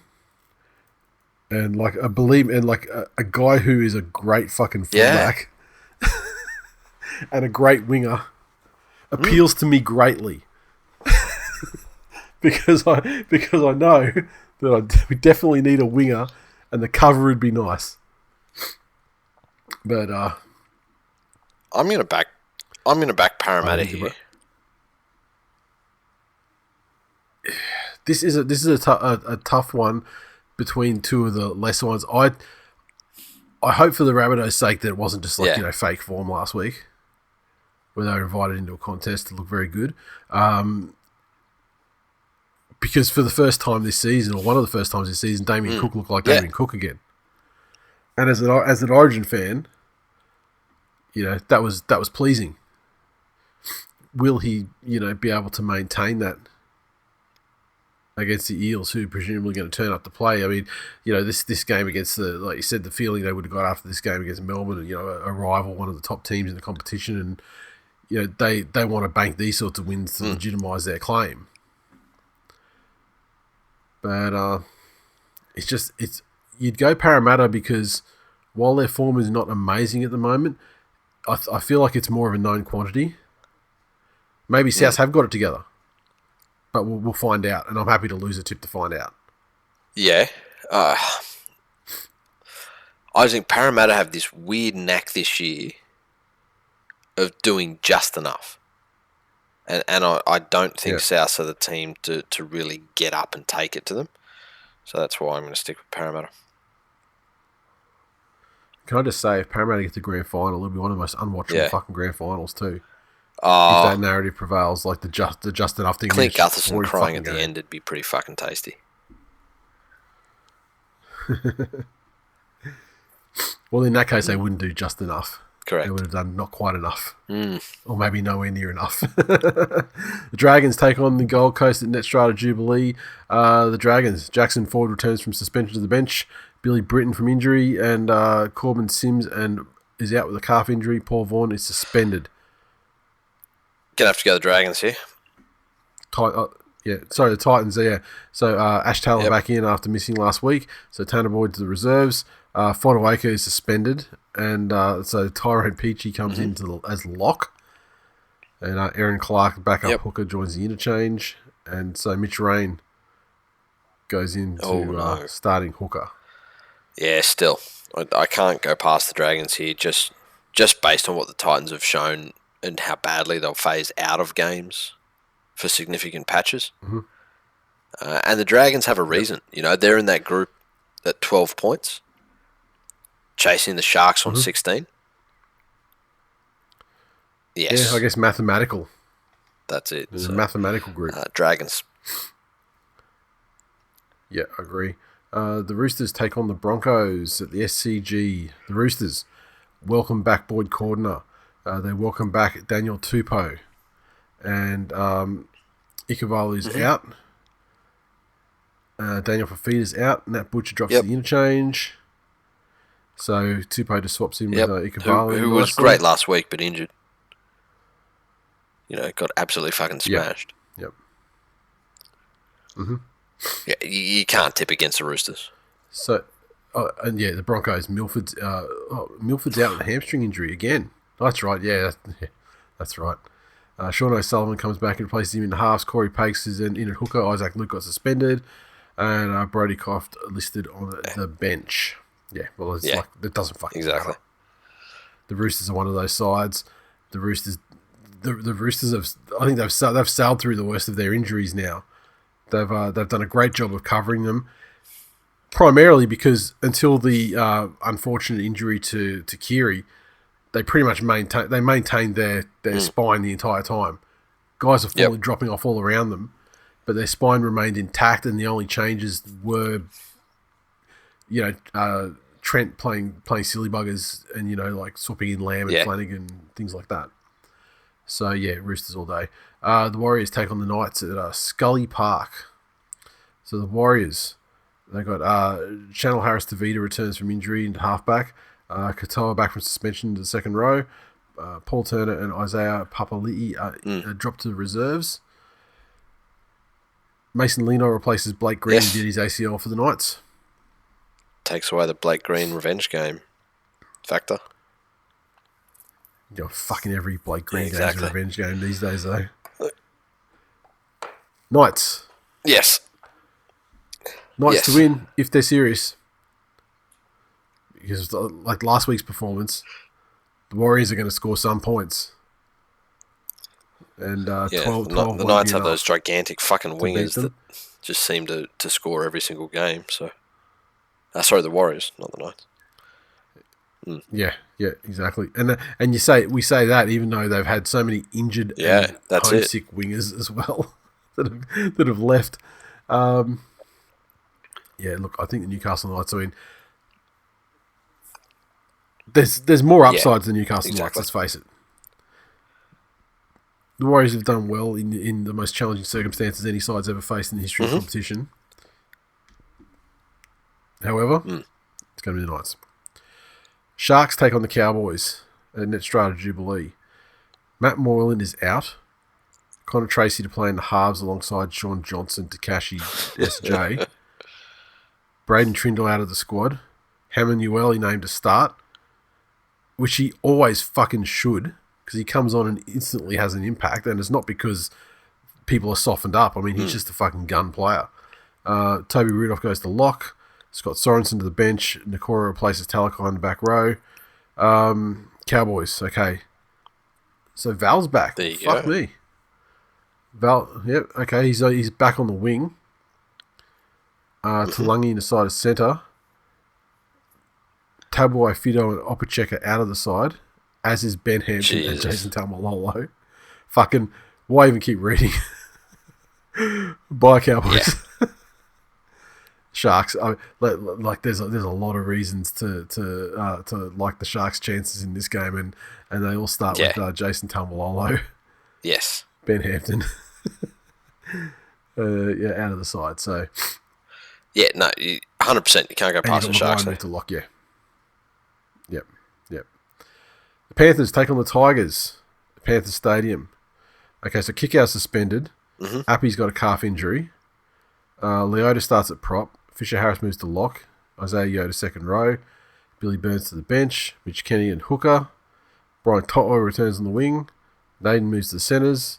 May drops to the bench. Dane Laurie to reserve. And Kurt Capewell named as a reserve as well as he returns from injury. Tigers.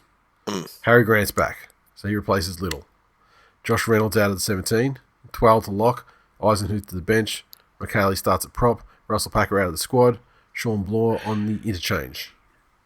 Yeah. Well, Panthers are going to win. It's a matter of fucking how much.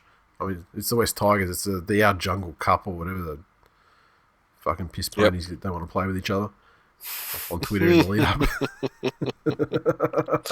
Yeah, Penrith should win this one comfortably.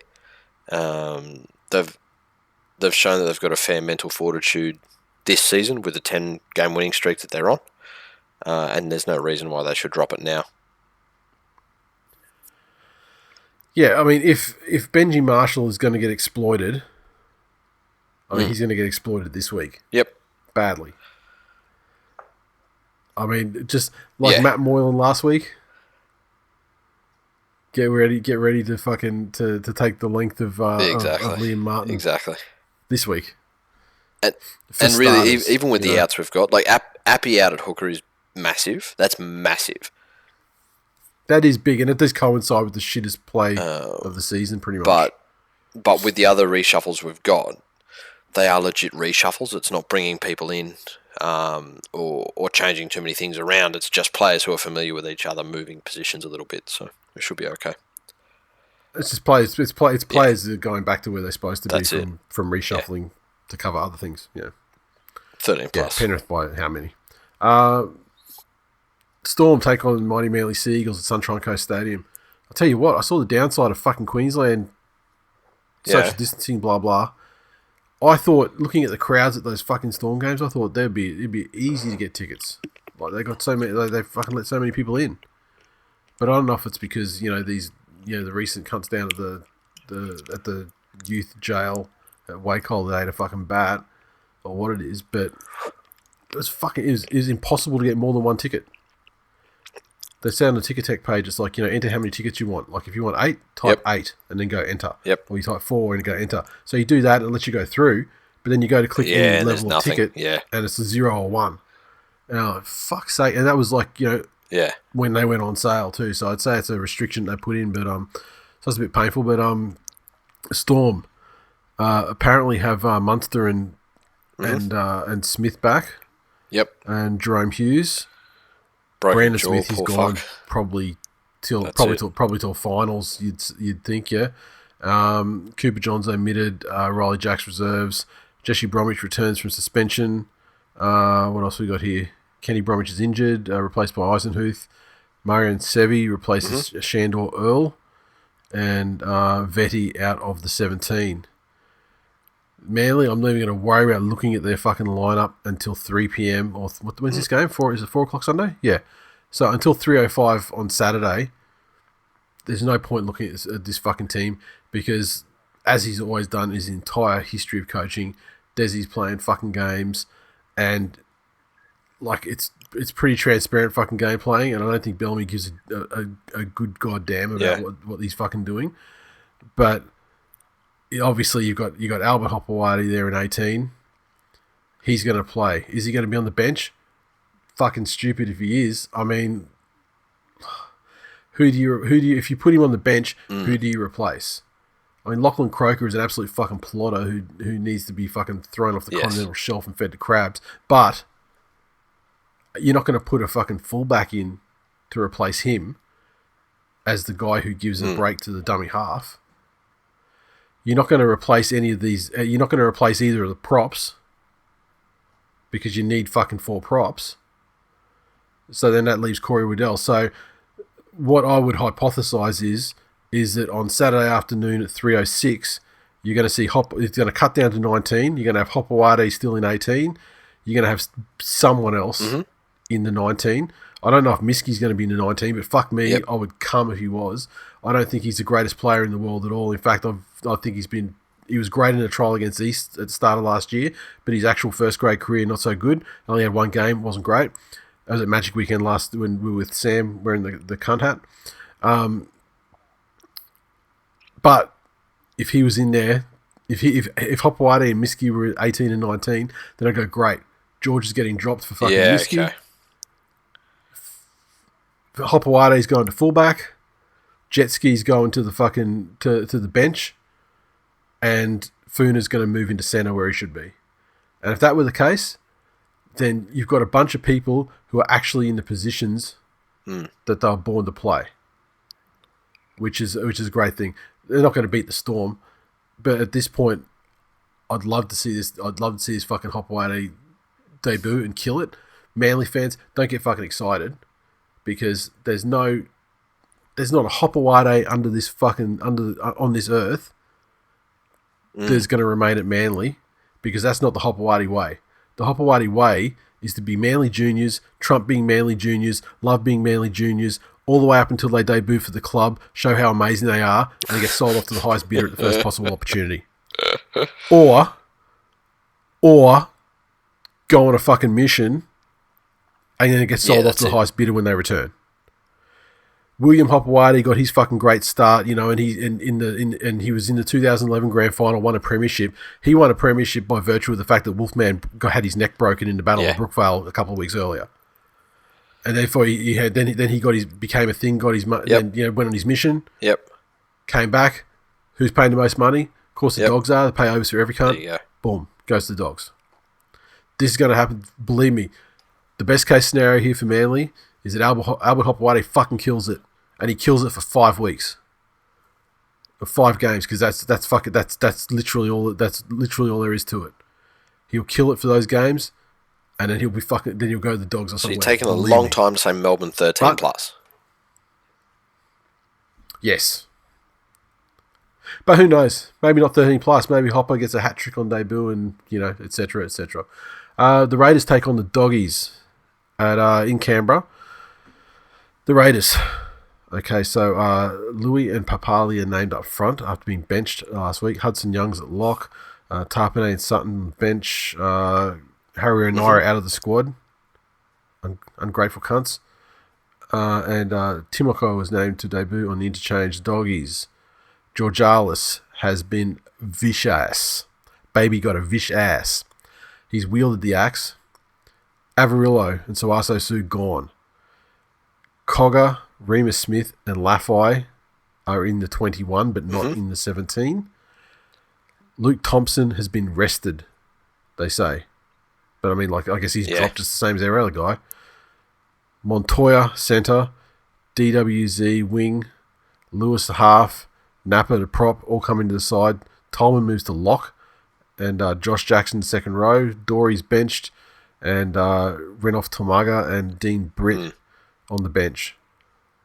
Georgalis is coaching that side with the gay abandon of a person who knows he only has a couple of weeks and he can just fucking do what he wants. And you know what? I'm fucking here for it. I gotta love a coach that gives guys a chance, watches them lose 2 heartbreaking fucking games and capitulate in the last stages of 2 games in a row, and make them fucking pay for doing it. This is a guy that knows he doesn't have any stars in his side. He knows he doesn't have a fucking tomorrow, so he doesn't give a shit. And so he's actually punishing players who deserve 100%. To be punished. I respect it. I respect you, Steve Georgalis. I'm here for it. This is not going to be a trigger fest of a game this weekend. The Raiders are going to absolutely fuck the Dogs up. And we're not going to have our heart broken again this week. This is one I've just penciled in as one that the Dogs aren't going to give the spoon to the Broncos. Canberra 13 plus.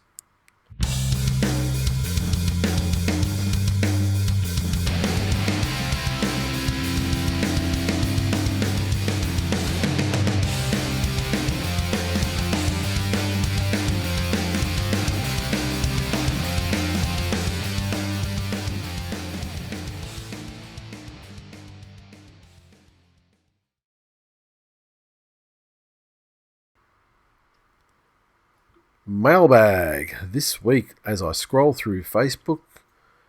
Let's see what we've got here. I said that with the mailbag, I suspect we'll have way too much to talk about. And correctly, we are coming up on 2 hours right now. So I have to pick the eyes out of it. A lot of them are just comments and aren't really things that we can talk about either. Like a lot of Broncos fans just can't wait to listen, they say sarcastically. Jack says, door knocking Hopper's house to sell some TWiL merch. Could be done. I've still got that address written down. There you go. But he's a Gronk. So, as the story goes, did we talk about this last week on the show, or it happened in between? No, it happened in between. So Hopewadi, John Hopewadi gets on his Instagram account, which is now locked. I wish I had a fucking hit follow before he locked it, but not to be. But there was an article about. That's right. This was on Saturday night. So, Des in the post conference, someone asked him, "Are you going to bring Hopewadi back from the Warriors?" And he was just sort of non-committal, I don't know. We'll see what we do. Yep. The news turned that into, "We will not recall Albert Hopewadi." To which John Hopewadi puts that on his Instagram, and he's like, "Oh, good, we don't want to fucking come back anyway," or something like that. Jesus. And so people are like, "Calm down, John," and he's like, "Oh, you fucking internet fucking tick." Tough guy. I'm at fucking 130 Eagle View, fucking drive Minto, fucking come and fucking see me, cunt. He's just loose as shit, right? Which is it was funny watching him day drinking at like fucking 7 a.m. or something, just going nuts on the Instagram. So anyway, fast forward to yesterday, day before, I think it was. Yep. And so Manly have, in the interim period, after he melted down on Instagram and locked it, they recalled him. So the back page of the Daily Telegraph Sport, massive Manly logo with Brookvale Oval in the background, giant picture of Albert Hopewade standing, doing the two fingers like this. You can see me doing it on the thing, Yep. right? And the article says, well, the headline says, better than Bradman. Oh, God. And then there's a quote in there attributed to, who's it attributed to? Recruitment guru Peter O'Sullivan that says Hopewade is the best player in that age group. And then you've got Tommy Turbo says, he's a freak of a player. He's going to be awesome. So that article's on Hopper's Instagram now. And his caption is, media full of crap as always. He ain't better than Bradman best. How does the kid who's done nothing get the back page? # media are full of F-wits. So hang on, whose quote was that? John Hopewade. About his kid. Yes. There you go. Is there a more fucking cooked cunt at this stage of the game than John? You got to respect him for sticking by his, his morals. What morals? The ones that fucking give me to put two of the best up fucking... That's it. Whoever that North Queensland Cowboys player's asshole was. That's it.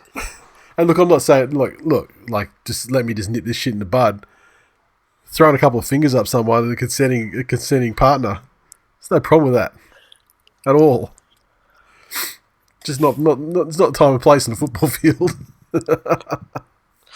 Nice. There's a lot of Broncos shit. Like Jordan, he said, so the Broncos are advertising for a new CEO on Seek. First TWiL team soon, perhaps. To which I replied, I wish that Stepdad would show more ambition. If he wants to ride train wrecks into the ground, why not get paid to do it? That is very funny. What a fucking train wreck. That would be my all-time GOAT. We've just seen over the last decade, there are no repercussions for senior management. Yeah, exactly. I could run that place with impunity. You could do very well financially for yourself. Yeah. Plus, we'd have access to all of the fucking whinging Broncos players that we could ever dream of. Correct. A lot of this stuff we sort of covered in the show, unfortunately, fellas. Fuck me, literally, all these things are things that we would have, probably because I read them and, sort of in the back of the mind, so I bring them up and talk about them while we're actually doing it. Trent said, so how does Sirius... hang on, let me just try and decipher this into English. Mm-hmm. So I guess it's Des, is Des seriously picking Albert Hopewade while as an 18th man as a reaction to his dad's social media dummy spit? The kid is good, but Des had obviously decided to hold him back, but at the threat of leaving, all plans are shelved. First sign Des is losing control, may as well hand the keys of Manly to Hopper Senior. No, this is the thing. Des knows as well as anyone else that as I said, Hopewades are for sale to the highest bidder the second that the market is open. Yes.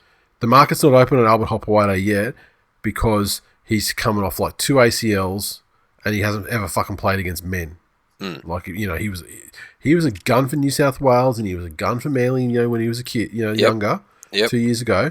But he hasn't fucking played against men. He hasn't proved. He's an unproven quantity. Yes. He can prove himself in the next couple of weeks, set the market value. Manly will then make an offer as to what they think is a fair price for him with the very, very limited amount of experience he has. Mm-hmm. And clubs like the Bulldogs will double that, and that's where he'll go. Yeah, exactly. That's what happens. Yep. Michael said this week could hit 3 hours before finishing about the Broncos. Look, I've got to say, we talk about not feeling sorry for Broncos and everything. But, I mean, seeing the comments from the Broncos fans and stuff that listen to the show, they're obviously a higher class of Broncos fans than the regular rank and file that we don't associate with. Yes. But I do feel sorry. I don't feel sorry, but I feel kind of impressed somewhat at the way that you guys have mostly taken it in pretty good humour. It's very un-Bronco-like behaviour. Yes, un-Bronco fan-like behaviour. It is. So it just once again just leads me to believe that we have a much higher class of listener than the general Broncos populace. Tipping, King Kong still on top. On a paraphrase training day, no one has shit on King Kong. Although they did peg him back a little bit. He had a 2-point lead this week. It's only 94, and then we go 1 point back to Benny89. Fucking let me just zoom that in a little bit. My screenshot is way too small, and it's not really rendering at the size that's readable. There we go. JBB is also there, tied for second. Matt, tied for second. We go one back, and we've got Andy, Nightmare, On a Blood Buzz, and back one more, Sneaky Kiwi, East West Arabian Swamp Echidnas, and Cowboy rounds out the top 10. So that's it for episode 365. Thanks for listening, everyone. As always, you can interact with us on Twitter, so follow TWI League. Our Facebook community lives at #TWiL Nation. Get in there if you can. Great community, good folks. As I just mentioned, talking about the Broncos fans that actually can take shit in good humour. The direct link is facebook.com/groups/TWiL Nation. We're also on facebook.com/This Week in League. Hit the like button, share the posts around, help spread the good word. And if you'd like to support the show, easiest way is to drop us a rating and a review on Apple Podcasts. And if you want to go the extra mile, our digital memberships are still available and can be picked up at any time for only $3.99 a month. We had an iTunes review this week that I loved. The title is Phenomenal Podcast. 5 stars. From STS Bend JS. So, however that works. A podcast filled with hilarious anecdotes surrounding the lives of hosts Nate and Jay. As a long-time Bulldog supporter, the pair's ability to breathe life into an otherwise uneventful few years of NRL speaks volumes to the boys' comedic analysis and engaging narratives. I found myself week in, week out waiting eagerly for the episode to drop and find this podcast to be one of the few pieces of content to contain soul and genuine character. I cannot recommend this podcast enough. From Jay's tales of sexual, furry enlightenment to Nate's delusional views on DCE, 6 stars. Ugh. That is a fucking great review. I love it. And every word of it's true. DCE's a fuckwit. Yeah, that's extremely unfair. He's a fucking ornament to the game. A fucking wonderful, wonderful young man and ambassador. Clean skin. Tremendous player. Outstanding human. And all that. And I just want to say, Terry, quickly in the mailbag, I've got something for you too, sir, but I need to cross my T's and dot my I's before I get it to you. Nice. But it's going to be sensational. I spent about an hour on it this afternoon, and then when I realized it was true, my hypothesis was proven to be true through scientific research. I now have to go back and make sure to double check the scientific research. But that's it for this week. Thanks for listening. Again, welcome new listeners. Feel free to join the Facebook group if you're on there. Follow us on Twitter if you're on there. But get amongst it. That's it. And we'll see you next week. Later.